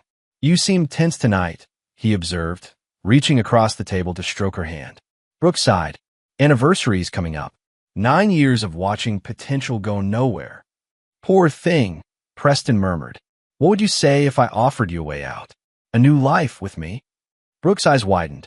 Preston, are you? Not proposing, darling. Not the marriage type. He smiled to soften the blow. But I am suggesting a partnership. Professional and otherwise. My company's expanding to the West Coast. You could head up our real estate division. Leave Liam. The words came out barely above a whisper. Is there really anything keeping you with him? Besides habit, Preston pressed, watching her carefully. Think about it. The life you deserve versus the life you've settled for. As Brooke drove home later that night, Preston's words echoed in her mind. The life she deserved versus the life she'd settled for. The next morning, she called a divorce attorney. Just for information, she told herself. Just to know her options. Neither Brooke nor Preston realized they were pieces in a larger game, one where they weren't the players they believed themselves to be, but pawns on someone else's board. Chapter 3. The Unraveling. 2 weeks before their anniversary, Liam sat in the downtown office of Sovereign Dining Group, reviewing expansion plans with his executive team. Here, in the sleek conference room 50 floors above the city streets, he was fully himself, commanding, incisive, dressed in a custom suit that cost more than what his fictional mechanic persona supposedly made in a month. The Paris location is still facing permit delays, reported Serena Martinez, his international development director. But Milan is ahead of schedule. We should be able to open by Christmas. Liam nodded, making notes on his tablet. And the Chicago renovation? On budget, on time, replied Jordan Wells, his construction overseer. The new design is spectacular. Early press reviews are generating serious buzz. The meeting continued efficiently, each team member updating on their respective responsibilities. This was the world Liam had built, a seamless operation of exceptional people running exceptional restaurants. Here, surrounded by those who knew the real him, he felt a pang of regret for the charade he maintained with Brooke. As the meeting concluded, Avery lingered behind. His oldest friend and most trusted confidant, Avery had been the only one to question Liam's decision to hide his true identity from his wife. "How's the home front?" Avery asked once they were alone. Liam sighed, loosening his tie. "Complicated. I'm almost certain she's having an affair." Avery's expression darkened. "You confirmed it?" "Not definitively, but I hired someone to look into it." Liam pulled out his secure phone as it buzzed with an incoming message. "Speak of the devil." The text was from Maya Torres, the private investigator he'd retained. It contained only an address and a time. 8 p.m. tonight. "I need to go," Liam said, already standing. "Reschedule my afternoon calls." 3 hours later, Liam sat in an unmarked car across from an upscale restaurant, watching as Brooke emerged, laughing, her hand entwined with that of a tall, distinguished-looking man. Even from a distance, the intimacy between them was unmistakable. "Preston Rollins," said Maya from the driver's seat, passing Liam a file. "Real estate developer. Divorced twice. No children. He's been seeing your wife for approximately 4 months." Liam flipped through the file, photographs of Brooke and Preston at various restaurants, entering hotels, even kissing in a parking garage. Each image drove the knife deeper. "There's more," Maya continued, her tone carefully professional. "Based on her credit card records and phone logs, she's consulted with a divorce attorney twice in the past week. The betrayal wasn't just the affair. It was that Brooke was planning to leave him, believing he was nothing more than a mechanic with limited prospects. The irony might have been amusing if it wasn't so painful. "Your instructions were just surveillance," Maya said after a lengthy silence. "Do you want me to continue?" Liam stared at the final photograph in the file, Brooke looking up at Preston with an expression she hadn't directed at Liam in years. "No," he replied, his voice eerily calm. "I have everything I need." That night, instead of confronting Brooke about her late return home, Liam played his part perfectly, the trusting, oblivious husband. He listened to her lies about a client dinner, asked appropriate questions about the supposed property viewing, and pretended not to notice the unfamiliar scent of expensive cologne clinging faintly to her clothes. But inside, something fundamental had shifted. The plan to reveal his true identity at their anniversary dinner took on a new dimension. It would no longer be the beginning of a more honest chapter together. It would be the opening move in a game of retribution. The next morning, Liam made 2 calls from his secure office at the auto shop. The first was to Ellsworth, his flagship restaurant, where he arranged specific details for their upcoming anniversary dinner: a custom menu, a particular table, and special instructions for the staff. The second call was to his attorney, Franklin Walsh. "I need divorce papers drawn up," Liam instructed, "and I need them ready by next Friday." "Any particular terms?" Franklin asked, his tone indicating that nothing about this request surprised him. "Yes," Liam replied, a cold edge entering his voice. "Very particular terms." Over the next week, Liam methodically prepared for what was to come. By day, he played the role of mechanic and unsuspecting husband. By night, he orchestrated the dismantling of the life Brooke thought she understood. He moved money, closed joint accounts, and documented every aspect of her affair, not out of panic or haste, but with the calculated precision that had built his empire. 3 days before their anniversary, Liam received a final report from Maya. Preston Rollins had been investigating him, had somehow discovered his true identity, yet hadn't shared this information with Brooke. That was interesting and potentially useful. On the morning of their anniversary, Liam kissed Brooke goodbye as she left for work, reminded her of their dinner reservation, and told her he loved her. It wasn't entirely a lie. Part of him would always love the woman he'd thought she was. But that woman, he now understood, had never really existed. Chapter 4. The Dinner. Ellsworth radiated old-world elegance, crystal chandeliers casting a warm glow over hand-painted murals and white tablecloths. From her seat at the best table in the house, Brooke surveyed the opulent dining room with barely concealed envy. "This is unexpected," she said, fingering the stem of her champagne flute. "How did you manage a reservation here? It's impossible to get a table without booking months in advance." Liam smiled enigmatically. "I have my ways. Happy anniversary, Brooke." She returned the smile, though it didn't reach her eyes. 9 years. Can you believe it? Time flies, Liam replied, studying his wife's face. She looked beautiful in a navy blue dress he'd never seen before, probably a gift from Preston. The thought should have stung, but Liam found himself strangely detached, as though watching a play whose ending he already knew. Their first course arrived, an artful arrangement of seared scallops that wasn't on the regular menu. Brooke raised her eyebrows. "Special menu tonight," Liam explained. "I arranged it with the chef." "You what?" Confusion flickered across Brooke's features. "How would you even know the chef here?" "I know a lot of things you might find surprising," Liam said lightly, raising his glass. "To new discoveries." Brooke hesitated before clinking her glass against his. Throughout the appetizer and main course, their conversation remained superficially pleasant, though Liam noticed Brooke checking her phone repeatedly under the table. "Expecting a call?" he asked innocently. Brooke flushed. "Just making sure the office doesn't need me. You know how clients can be." "I do," Liam agreed. "People rarely show you who they truly are." The comment hung in the air between them, loaded with meaning Brooke couldn't yet comprehend. As they finished their entrees, Liam decided it was time. "I've been thinking about our future," he began. Brooke set down her fork, a flash of guilt crossing her face. "Liam, let me finish," he said gently. 9 years ago, we made promises to each other. Promises about honesty and loyalty." Brooke's expression grew guarded. "Yes, we did. But we haven't been honest with each other, have we?" She paled slightly. "What do you mean?" Instead of answering directly, Liam gestured to the restaurant around them. "What do you think of Ellsworth?" Brooke blinked at the apparent non sequitur. "It's beautiful. Exclusive." "What?" "Because I own it," Liam stated simply, "along with 36 other restaurants across 3 continents. Brooke stared at him, incomprehension slowly giving way to disbelief.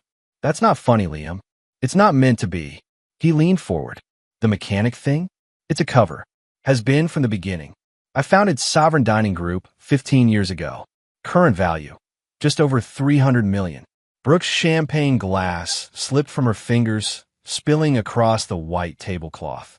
A server appeared instantly to address the mess, addressing Liam with deference that couldn't be mistaken. "Is everything to your satisfaction, Mr. Garrett?" the server asked. "Perfect as always, Thomas." "Thank you." As Thomas efficiently cleaned up and replaced Brooke's glass, she stared at Liam, her mind visibly racing to process this revelation. "You're serious," she finally whispered. "All this time, you've been lying to me." "Yes," Liam admitted. "Initially to make sure you love me for me, not my money. Later, well, the longer it went on, the harder it became to tell the truth." Brooke's shock gave way to calculation. Liam could practically see the numbers running behind her eyes, the lifestyle adjustments, the social standing this revelation promised. "I can't believe this," she said, a tremulous smile beginning to form. All these years living in that house, driving those cars, when we could have been living the high life. Liam finished for her. Yes, that was the plan. To surprise you with the truth and build the life you've always wanted. Hope bloomed in Brooke's expression. We still can. Liam, this changes everything. It does, he agreed, but not in the way you're thinking. Liam took a sip of his wine, savoring both its complex notes and the moment at hand. You see, Brooke, while I was keeping my secret, you were keeping yours. The late nights? The mysterious client calls? Preston Rollins is many things, but he's not a client looking for property. At least, not the kind you sell professionally. The color drained from Brooke's face. I don't know what you're talking about. Please, Liam said softly. Let's not add more lies to the pile. I know about the affair. I know about the divorce attorney. I know everything. Brooke's expression hardened, her initial shock giving way to defensive anger. So what? You lied to me for our entire marriage. You made me think we were struggling when we could have had everything. And that justifies betrayal? Liam asked, his voice still calm. Interesting moral calculus. You don't understand, Brooke hissed, leaning forward. Do you know what it's like to watch your friends advance while your husband stays stuck in the same dead-end job? To put on a brave face when people ask about your life? To wonder if this is all there ever will be? Liam looked at his wife, really looked at her, and saw for the first time the depth of her dissatisfaction, her materialism, her complete lack of loyalty. During her tirade, she hadn't once mentioned love, only status, possessions, appearances. You're still just a simple mechanic, Brooke laughed bitterly. I need more. As if on cue, her phone buzzed. She glanced down at it, then quickly away, but not before Liam caught Preston's name on the screen. Your friend calling? Liam asked, the word dripping with sarcasm.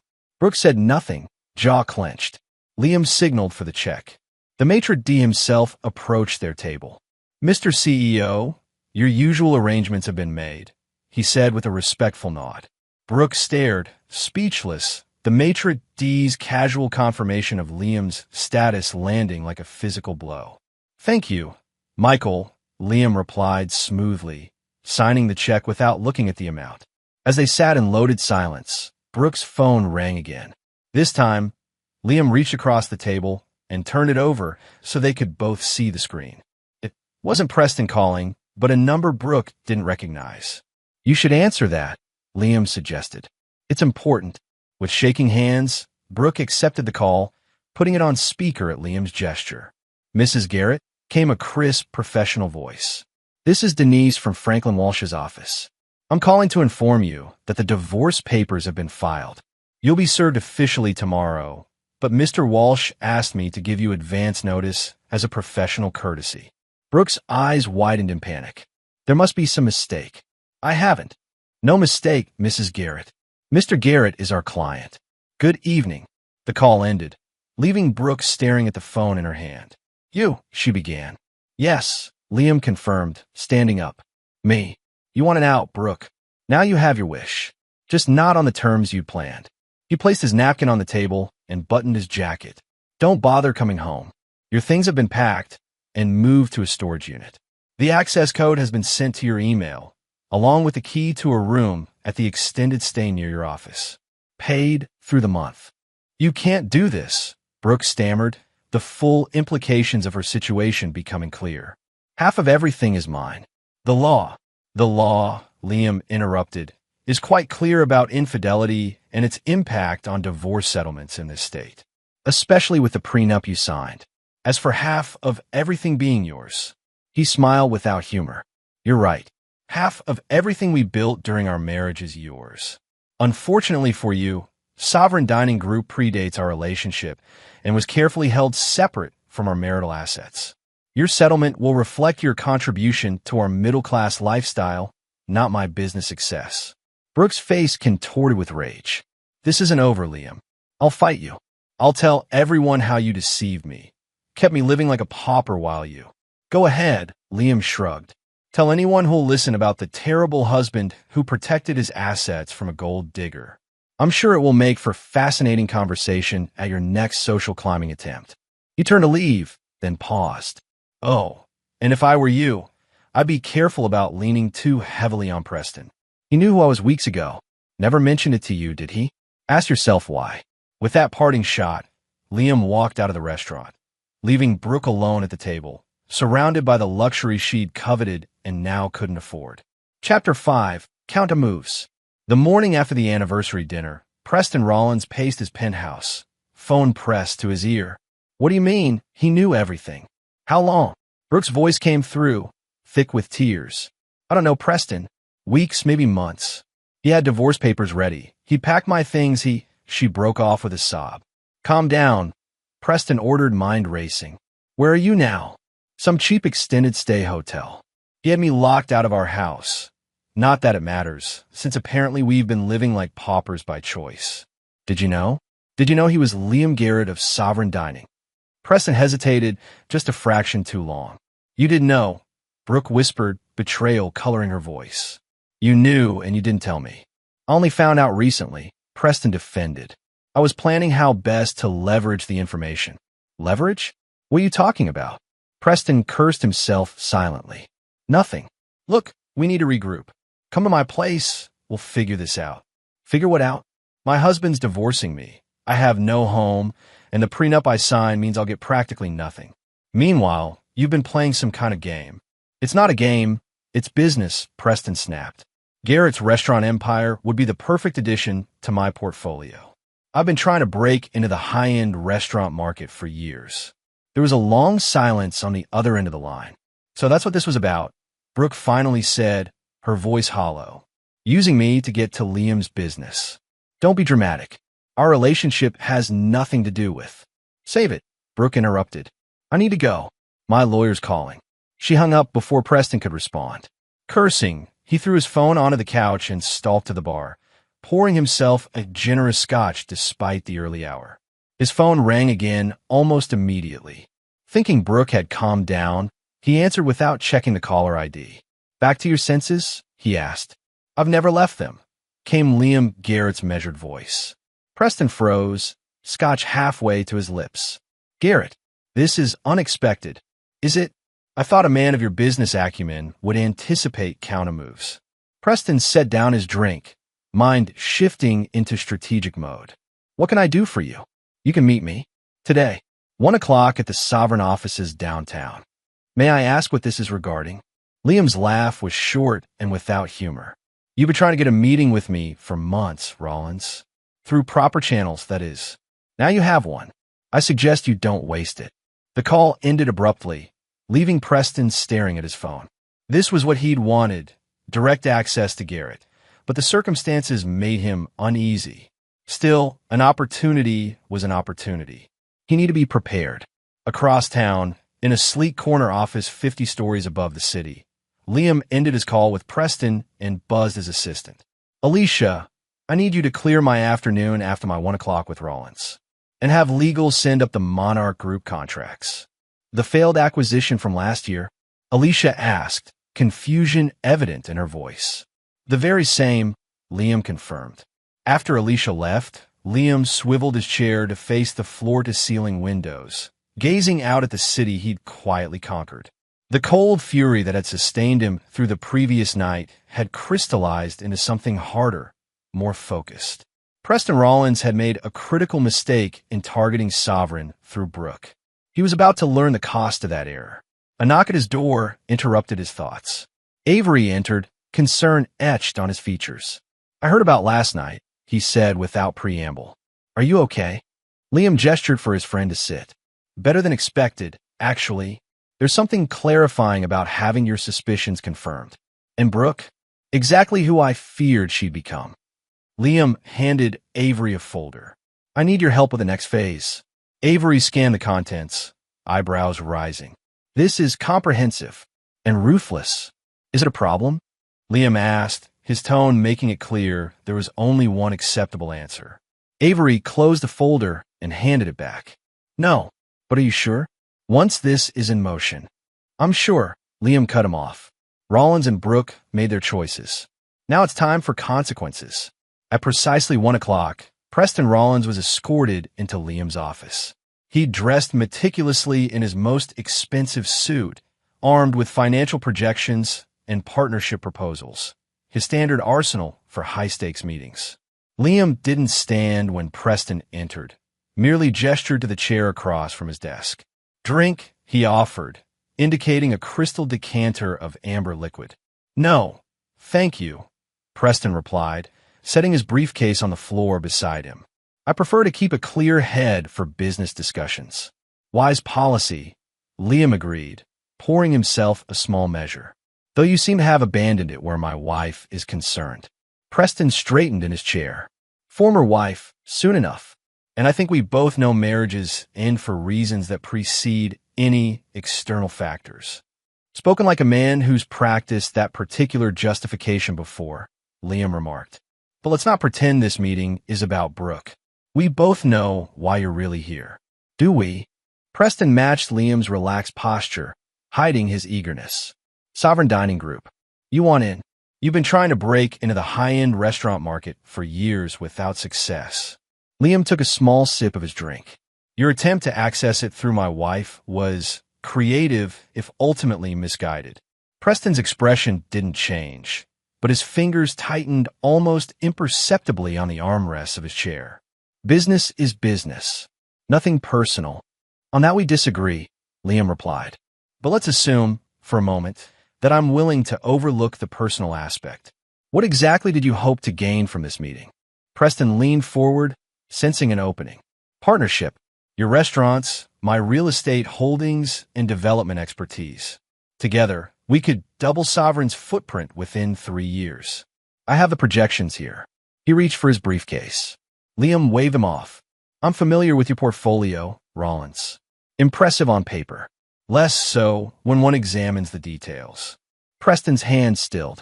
Meaning I've had my people analyzing your business for weeks," Liam explained, opening a folder on his desk.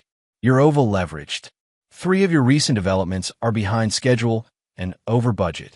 Your last 2 quarterly reports to your investors contained creative accounting, shall we say." The color drained from Preston's face. "How did you?" "The same way I know about your affair with my wife. I pay attention." Liam closed the folder. "Here's what's going to happen. You're going to sell me controlling interest in the Monarch Group." Preston barked out a laugh. "The Monarch Group? That's not even mine. It's owned by a holding company, which is owned by another holding company, which is ultimately controlled by you through a rather elegant shell structure," Liam finished for him. "The same structure you used to hide assets from your ex-wives and the IRS." The amusement vanished from Preston's face. "You have no proof of any of this." "Don't I?" Liam pushed a stack of documents across the desk.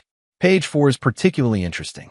Those offshore accounts aren't nearly as untraceable as you believed." Preston didn't touch the papers. "What do you want?" "I told you. The Monarch Group, at 40% of market value." "That's highway robbery," Preston protested. "No," Liam corrected him, voice hardening. "Highway robbery is trying to steal another man's wife and business in the same move. Consider this a discounted price for a valuable lesson." Preston's jaw worked as he calculated his options. "And if I refuse?" Liam smiled thinly. "Then those documents go to the SEC, the IRS, and your investors. You'll be fighting legal battles for the next decade, assuming you manage to stay out of prison." "You're bluffing," Preston said, but uncertainty had crept into his voice. "Try me." Liam checked his watch. "You have until tomorrow to decide. My lawyers will call yours at noon with the paperwork. Sign, or face the consequences." As Preston opened his mouth to argue further, Liam stood, making it clear the meeting was over. "Oh, and Rollins? Stay away from Brooke. Your usefulness to her ended the moment she learned you knew about my real identity all along." After a stunned Preston was escorted out, Liam buzzed Alicia. "Give me Franklin Walsh." When his attorney arrived 30 minutes later, Liam outlined the next steps of his plan in precise detail. Franklin listened without interruption, making occasional notes. "The Monarch acquisition is just the beginning," Liam concluded. "I want Rollins completely neutralized." Franklin adjusted his glasses.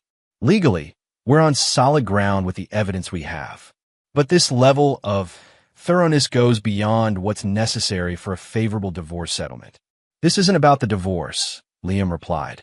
This is about consequences. Rollins thought he could use my wife to get to my business. I'm going to use his own tactics against him, only more effectively. Franklin nodded slowly. And Brooke? The divorce proceedings begin officially tomorrow. Proceed as planned.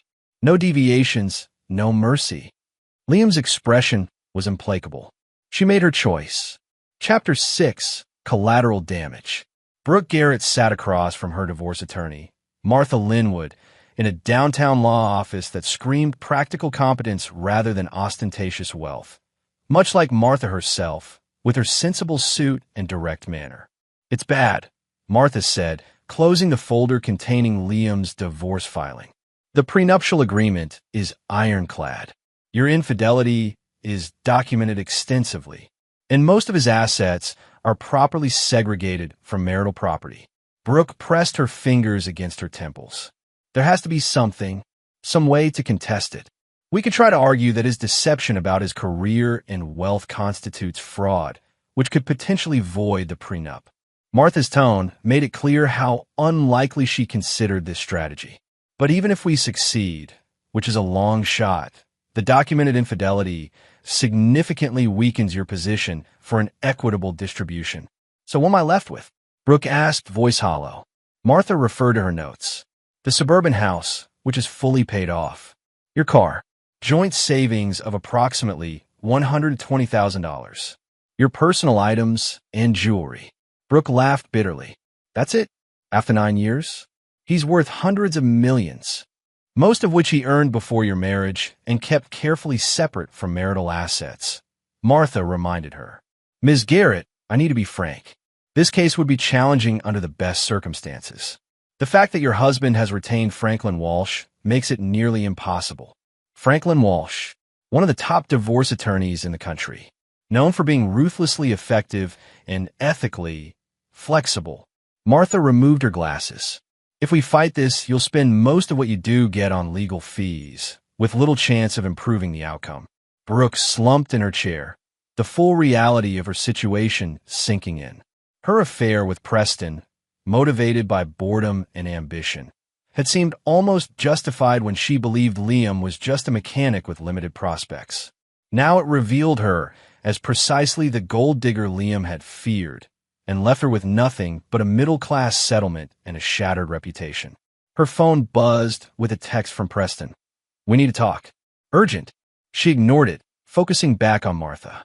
What if I just apologize? Try to reconcile.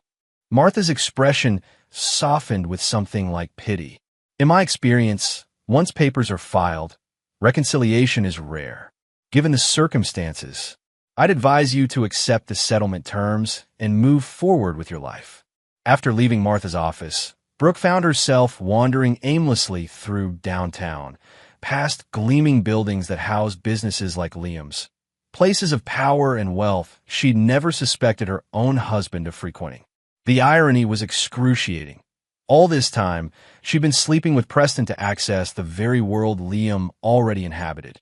Her phone rang again. Preston, for the 5th time that day. Reluctantly, she answered. What? She snapped. We need to meet, Preston said, his voice tight with stress.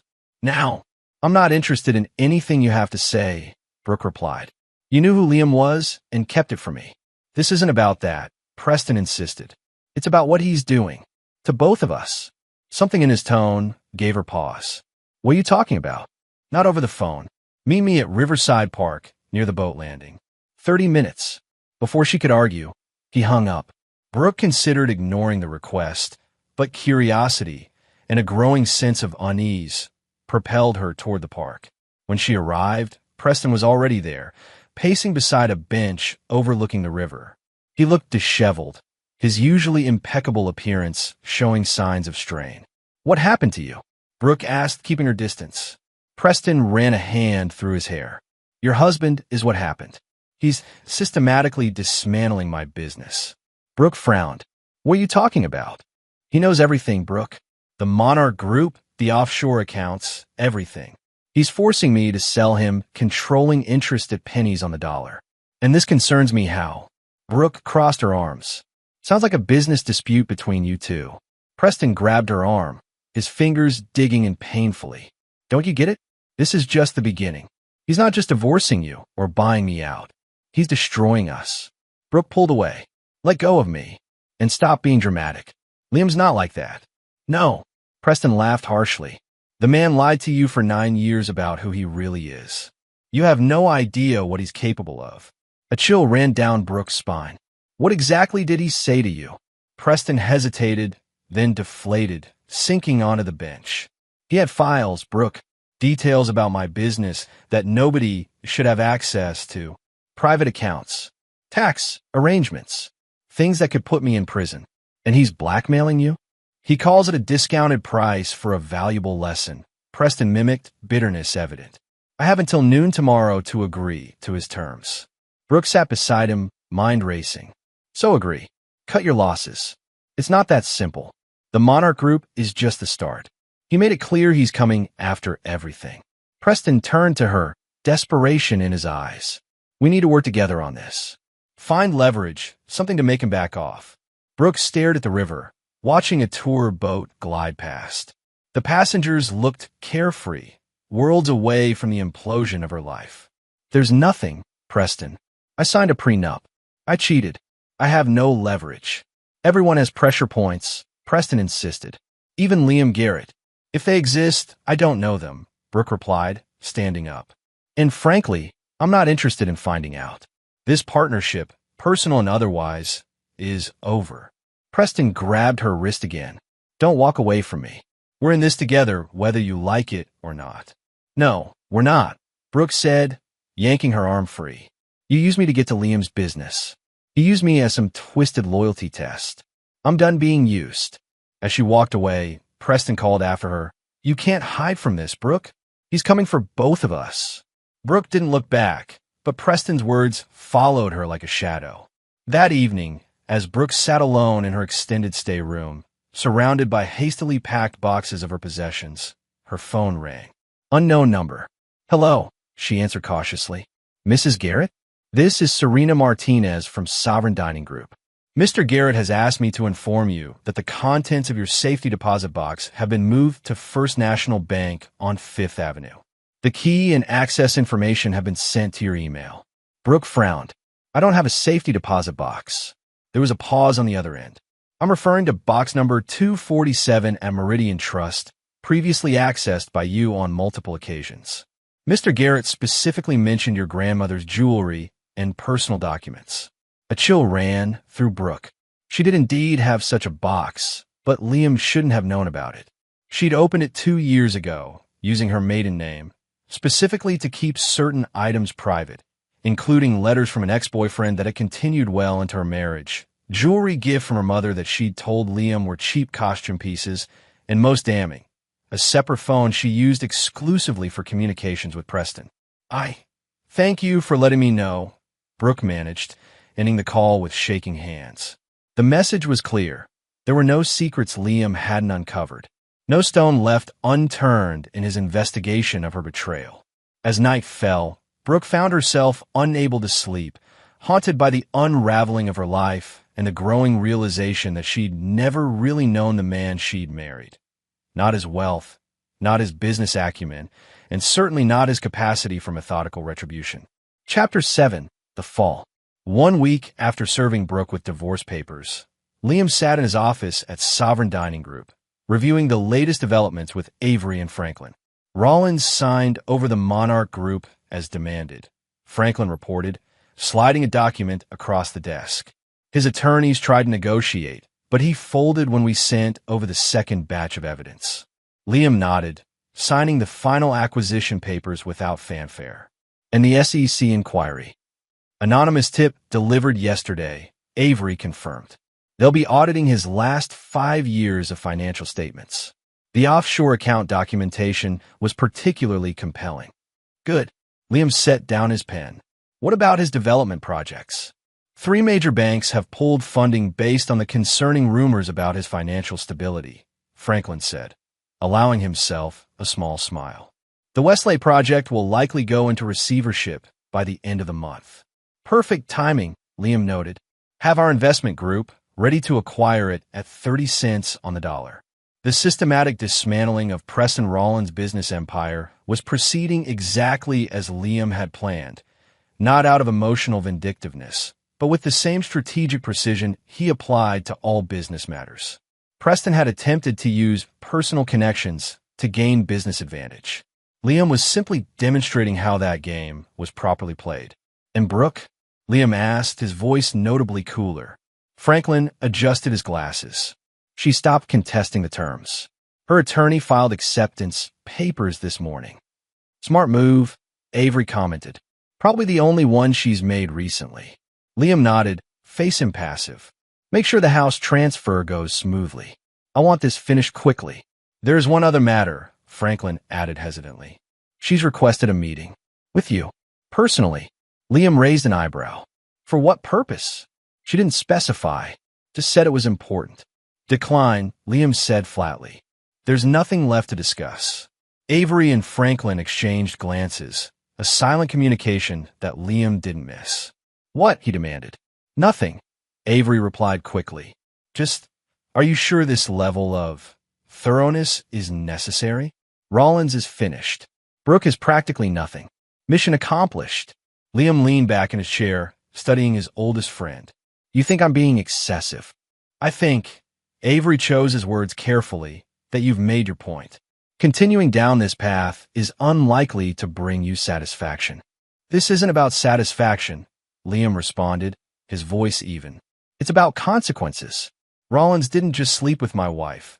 He tried to use her to get to my business. That kind of calculated betrayal deserves an equally calculated response." Before Avery could reply, Liam's private line rang, a number only half a dozen people possessed. "Excuse me," he said, reaching for the phone. "Garrett." The voice on the other end spoke rapidly, causing Liam's expression to darken. "When?" he demanded. "How bad?" After listening a moment longer, he added, "Keep me updated," and hung up. "Problem?" Franklin asked. "Preston Rollins just attempted suicide," Liam said, his tone clinical. "Pills and alcohol. His assistant found him. He's in intensive care." Avery blanched. "Jesus, Liam. Did he leave a note?" "Apparently. Something about systematic destruction and no way out." Liam's expression remained unchanged. Melodramatic, but on brand for Rollins. "This changes things," Franklin said, lawyer's mind immediately calculating the implications. "If he dies." "He won't," Liam interrupted. "According to my source, he's expected to recover. Rollins isn't the type to commit suicide successfully. It's too permanent a solution for a man who's spent his life finding loopholes." Despite his dismissive words, Liam felt a momentary pang of, not remorse, exactly, but a recognition that events had escalated beyond his anticipation. He had wanted Rollins ruined, not dead. The distinction mattered, if only to himself. Later that evening, as Liam worked late in his office, Alicia buzzed through on the intercom. "Sir, there's a Brooke Garrett here to see you. She doesn't have an appointment, but she's quite insistent." Liam frowned. "Tell her I'm unavailable." "I tried, sir. She says she's not leaving until she speaks with you. She mentioned something about Preston Rollins' condition." Liam considered his options. He had no desire to see Brooke, but creating a scene in the sovereign offices would be counterproductive. "Fine. Send her in." When Brooke entered, Liam was struck by how different she looked from the polished woman who'd sat across from him at their anniversary dinner just over a week ago. Her hair was pulled back carelessly, her face devoid of makeup, her clothes simple and understated. She looked younger, somehow, more like the woman he'd married. "Thank you for seeing me," she said, remaining standing despite the chair Liam gestured toward. "You have 5 minutes," he replied coldly. "Make them count." Brooke took a deep breath. "Preston tried to kill himself today. I'm aware. Because of you." There was no accusation in her tone, merely statement of fact. "Because of his own choices," Liam corrected. "And poor execution, apparently, since he's expected to recover." Brooke flinched at his callousness. "Is this who you really are? Someone who can hear a man tried to die and feel nothing?" "What exactly do you expect from me, Brooke? Sympathy for the man who was sleeping with my wife? Remorse for exposing his illegal business practices?" Liam's voice remained level, controlled. Rollins made his choices. So did you. Now you're both living with the consequences. And you? Brooke asked quietly. What consequences are you living with? The question caught Liam off guard. Excuse me? You lied to me for 9 years, Brooke said simply. Pretended to be someone you weren't. Built our entire relationship on a foundation of deception. Where are your consequences? Liam's jaw tightened. My consequence was discovering that the woman I married was so dissatisfied with the life we built that she sought comfort in another man's bed. That she was planning to leave me when she thought I had nothing of value to offer her. That's not fair, Brooke protested. You have no idea what it was like believing we'd never move forward, watching friends advance always seemed stuck in place. You robbed me of the chance to share in your success, to be a true partner. A true partner wouldn't have cheated, regardless of our financial circumstances, Liam pointed out, his voice hardening. A true partner would have communicated her dissatisfaction directly, not sought validation elsewhere. Brooke looked away, unable to refute this point. I'm not here to justify what I did. I know it was wrong. Unforgivable, even. I'm here because what you're doing now, to Preston, to me, it's not justice, Liam. It's vengeance. And it's changing you into someone I don't recognize. Liam stood, placing his palms flat on his desk. Your 5 minutes are up, Brooke. The divorce will be final within a month. The house is yours, as are the agreed-upon assets. Beyond that, we have nothing further to discuss. Brooke nodded, a resigned expression settling over her features. I understand. Just one more thing before I go. She reached into her purse and removed a small velvet box, placing it on his desk. My engagement ring. It never really belonged to the woman you thought you married, so it shouldn't belong to me. Before Liam could respond, she turned and walked out of his office, closing the door quietly behind her. Liam remained standing long after she'd gone, staring at the small velvet box and feeling, for the first time since discovering Brooke's betrayal, the full weight of everything he'd lost. Chapter 8. Scorched Earth. 2 days after Brooke's unexpected visit, Liam stood in his private apartment above Murphy's auto shop, surveying the space that had been his true home for years. Despite his wealth, the apartment was modestly furnished, comfortable but unpretentious, reflective of the part of himself that had never fully embraced the trappings of success. His phone buzzed with a text from Avery. Rollins discharged from hospital. Press statement forthcoming. Moments later, a second message arrived with a link to a press release. Liam opened it, scanning the carefully crafted statement from Preston's PR team. Mr. Preston Rollins wishes to address recent rumors regarding his health and business affairs. Mr. Rollins was briefly hospitalized due to an adverse reaction to prescription medication. He is now recovering at home.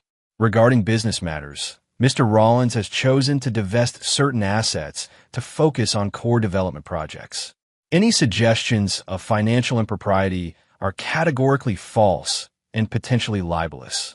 Mr. Rollins appreciates privacy during this time of business restructuring and recovery. Liam snorted at the transparent attempt at damage control. Still, he had to admire the resilience, if nothing else. Rollins was a cockroach. No matter how many times you stepped on him, he somehow survived. The question was, what happened next? Liam had achieved his primary objectives. Brooke was out of his life, the divorce proceeding without contest. Rollins was financially crippled, his reputation in tatters. The methodical revenge Liam had planned was essentially complete. So why did victory taste so hollow? Later that afternoon, as Liam worked alongside Diego on a classic Corvette at Murphy's shop, one of the few places he still felt genuinely himself, his secure phone rang. Garrett, he answered, wiping his hands on a shop rag. It's Franklin. We've got a situation with Rollins. Liam stepped away from the car. What kind of situation? He's calling a press conference. 3 o'clock today. My sources say he's planning to go public with everything. Your double life, the divorce, allegations of corporate sabotage. Let him, Liam replied, unconcerned. It's his word against mine, and his credibility is shot. There's more, Franklin continued. He claims to have recordings. Conversations between you and your team discussing the systematic dismantling of his business interests. Liam froze. That's not possible. All sensitive meetings take place in secure rooms, swept daily for devices. Apparently someone on your team was wired, Franklin said grimly. We don't know who yet, but the threat seems credible. Liam's mind raced through possibilities. Who on his team would betray him? Avery? Impossible. Serena? Jordan? Both had been with him for years, vetted thoroughly. Find out who, Liam ordered. Meanwhile, prepare a counterstatement. If Rollins wants to play this game publicly, we'll oblige him. After ending the call, Liam abandoned the Corvette repair and drove directly to Sovereign headquarters. In his private office, he called an emergency meeting of his executive team. Someone in this room is working with Preston Rollins, Liam announced without preamble once everyone was assembled. I want to know who, and I want to know now. Shocked silence greeted his statement. Avery, Serena, Jordan, and two other executives exchanged bewildered glances. Liam, what are you talking about? Avery asked. None of us would. Rollins is holding a press conference in 2 hours, Liam interrupted. He claims to have recordings of our meetings discussing his takedown. That information could only come from someone in this room. More stunned silence followed, broken finally by an unexpected voice. It was me. All heads turned to Serena Martinez, Liam's International Development Director and one of his longest-serving executives. Serena? Liam's voice was dangerously quiet. Explain yourself. Serena met his gaze unflinchingly. Not for Rollins. For you. What does that mean? Liam demanded. You've changed, Liam, Serena said simply. The man I've worked with for 12 years would never have destroyed someone so completely. Even someone who deserved punishment.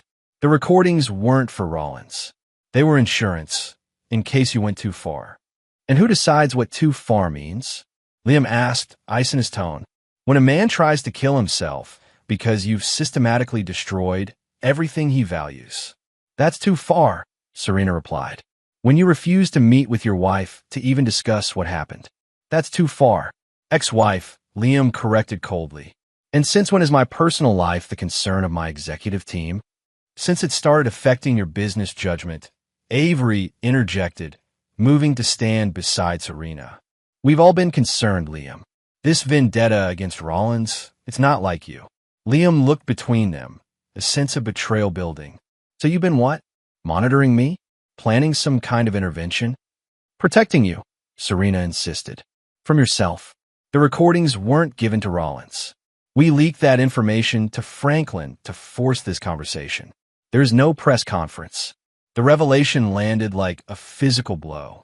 His own team, his trusted inner circle, had manipulated him. For his own good, they claimed. Get out, Liam said, his voice deadly quiet. All of you. Now. Liam, Avery began. Now, Liam roared, slamming his fist on the conference table. They filed out silently, all except Avery, who remained standing at the far end of the table. You too, Liam said, not looking at his oldest friend. No, Avery replied simply. I'm not leaving until you hear what needs to be said. Liam laughed bitterly. Let me guess. I've lost my way. I'm not the man you knew. I've become obsessed with revenge. Save the speech. Avery, I'm not interested. You're right about one thing, Avery said, taking a seat directly across from Liam. You have become obsessed with revenge. But that's not why we're concerned. Enlighten me, Liam said sarcastically. We're concerned because you're throwing away the very things that made your success meaningful. Avery leaned forward. You built Sovereign not just to make money, but to create something of value. To share your passion for exceptional dining experiences. When's the last time you actually visited one of your restaurants as a customer? Not as the owner checking the books? Liam didn't answer. That's what I thought, Avery continued. You've always maintained that automobile shop, not because you needed a cover, but because you genuinely love the work. When's the last time you worked on a car for the pure joy of it, not as an escape from your revenge planning? Again, Liam remained silent. And despite what happened with Brooke, you believed in love once. In connection. In family. Now you're alone in that giant penthouse, surrounded by wealth, but isolated from anything that matters. Avery stood. You've won, Liam. Rollins is destroyed. Brooke is gone. You've exacted your pound of flesh. But at what cost? The question hung in the air between them, unanswered as Avery finally turned and left Liam alone with his thoughts. That evening, Liam stood on the balcony of his penthouse, gazing out at the city lights. Everything Avery had said was true, though he was loath to admit it. The revenge that had consumed him for weeks had left nothing but emptiness in its wake. His phone rang. Franklin again. "What is it?" Liam answered tersely. "Sir, we've received information that Rollins is leaving the country. Private jet, scheduled departure tonight at 11 p.m. Destination unknown, but likely somewhere without extradition." Liam should have felt satisfaction at this final evidence of his victory. Instead, he felt only weariness. "Let him go. Are you sure?" Franklin sounded surprised. "With the SEC investigation pending, this could be construed as flight to avoid prosecution. We could alert authorities, have him detained at the airport." I said, "Let him go," Liam repeated firmly. "It's over, Franklin. All of it." After ending the call, Liam made a decision. He'd spent weeks meticulously dismantling the lives of those who had betrayed him. Perhaps it was time to consider what remained of his own. Chapter 9. Ashes and Rebirth. 3 months after the fateful anniversary dinner, Liam sat at his desk at Sovereign Dining Group, reviewing the quarterly performance reports. The business had continued to thrive despite the personal turmoil of its founder, a testament to the solid foundation he'd built over the years. The door opened, and Avery entered with a tablet in hand. Their relationship had slowly mended in the weeks following the confrontation, with neither man directly addressing what had been said, but both acknowledging through their actions that a valuable friendship had been preserved. Paris location finally got approval, Avery reported. "We can break ground next month." "Good," Liam nodded. "And the Chicago renovation?" "Completed ahead of schedule. Soft opening next week." Avery hesitated before adding, "Serena did an exceptional job coordinating with the design team." Liam's expression tightened at the mention of Serena, who had submitted her resignation the day after their confrontation. He neither accepted nor rejected it, leaving her in a professional limbo that was unfair to both of them. "Tell her," Liam began, then paused, reconsidering. "Ask her to come see me tomorrow. It's time we cleared the air." Avery nodded, visibly relieved. "I will." After Avery left, Liam opened his desk drawer and removed a small velvet box, Brooke's engagement ring, returned to him during their final meeting. He'd kept it there as a reminder, though of what exactly he wasn't certain. Perhaps of trust betrayed, or of his own part in creating the foundations for that betrayal. The divorce had been finalized 6 weeks earlier with minimal drama. True to his word, Liam had left Brooke the suburban house and a reasonable financial settlement. Not the fortune she might have hoped for, but enough to live comfortably if managed well. He'd heard through mutual acquaintances that she'd resumed her real estate career and was focusing on rebuilding her life. Preston Rollins was reportedly in Spain, attempting to reconstruct his business empire with limited success. Liam's phone buzzed with a text from Diego at the auto shop. Finished the '67 Mustang restoration. "She's a beauty. Coming by to see her." Something about the simple message brought a genuine smile to Liam's face, the first in months. The Mustang project had been a personal passion, a car he'd found in terrible condition and had been painstakingly restoring on weekends. It represented everything he'd nearly lost sight of during his campaign of revenge. The joy of creation, the satisfaction of working with his hands, the pleasure of bringing something broken back to life.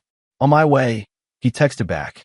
An hour later, Liam stood in Murphy's auto shop, admiring the gleaming vintage Mustang. The restoration was flawless, candy apple red paint, restored original interior, engine purring like it had just rolled off the factory floor. "She's perfect," Liam told Diego, circling the car appreciatively. "You did amazing work on the upholstery." "Just following your specifications," Diego replied, unable to hide his pride. "So what's next for her? Selling to a collector?"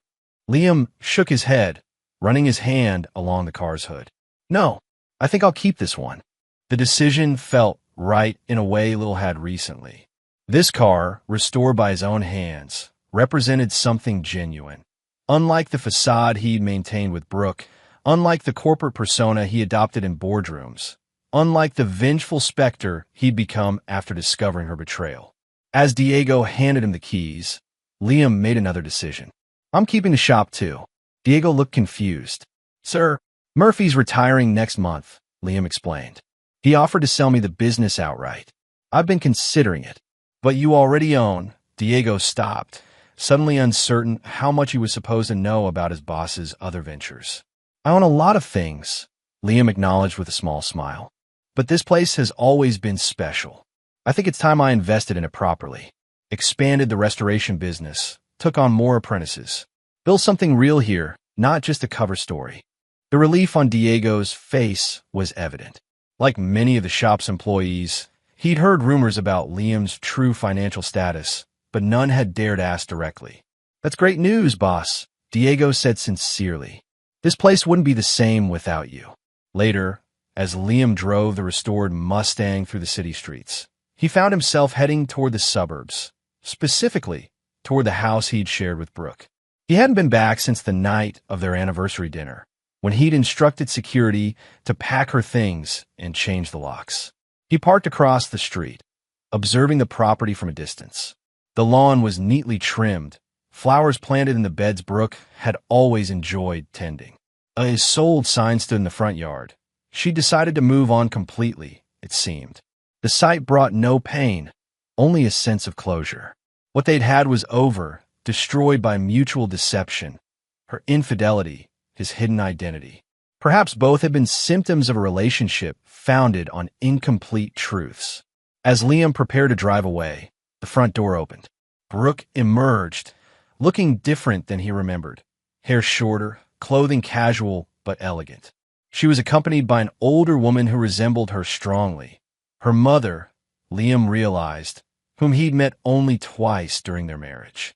They didn't notice him sitting in the unfamiliar car across the street, engrossed in their conversation as they loaded boxes into Brooke's SUV. Moving day, apparently. Watching her, Liam was surprised to feel no anger, no residual bitterness.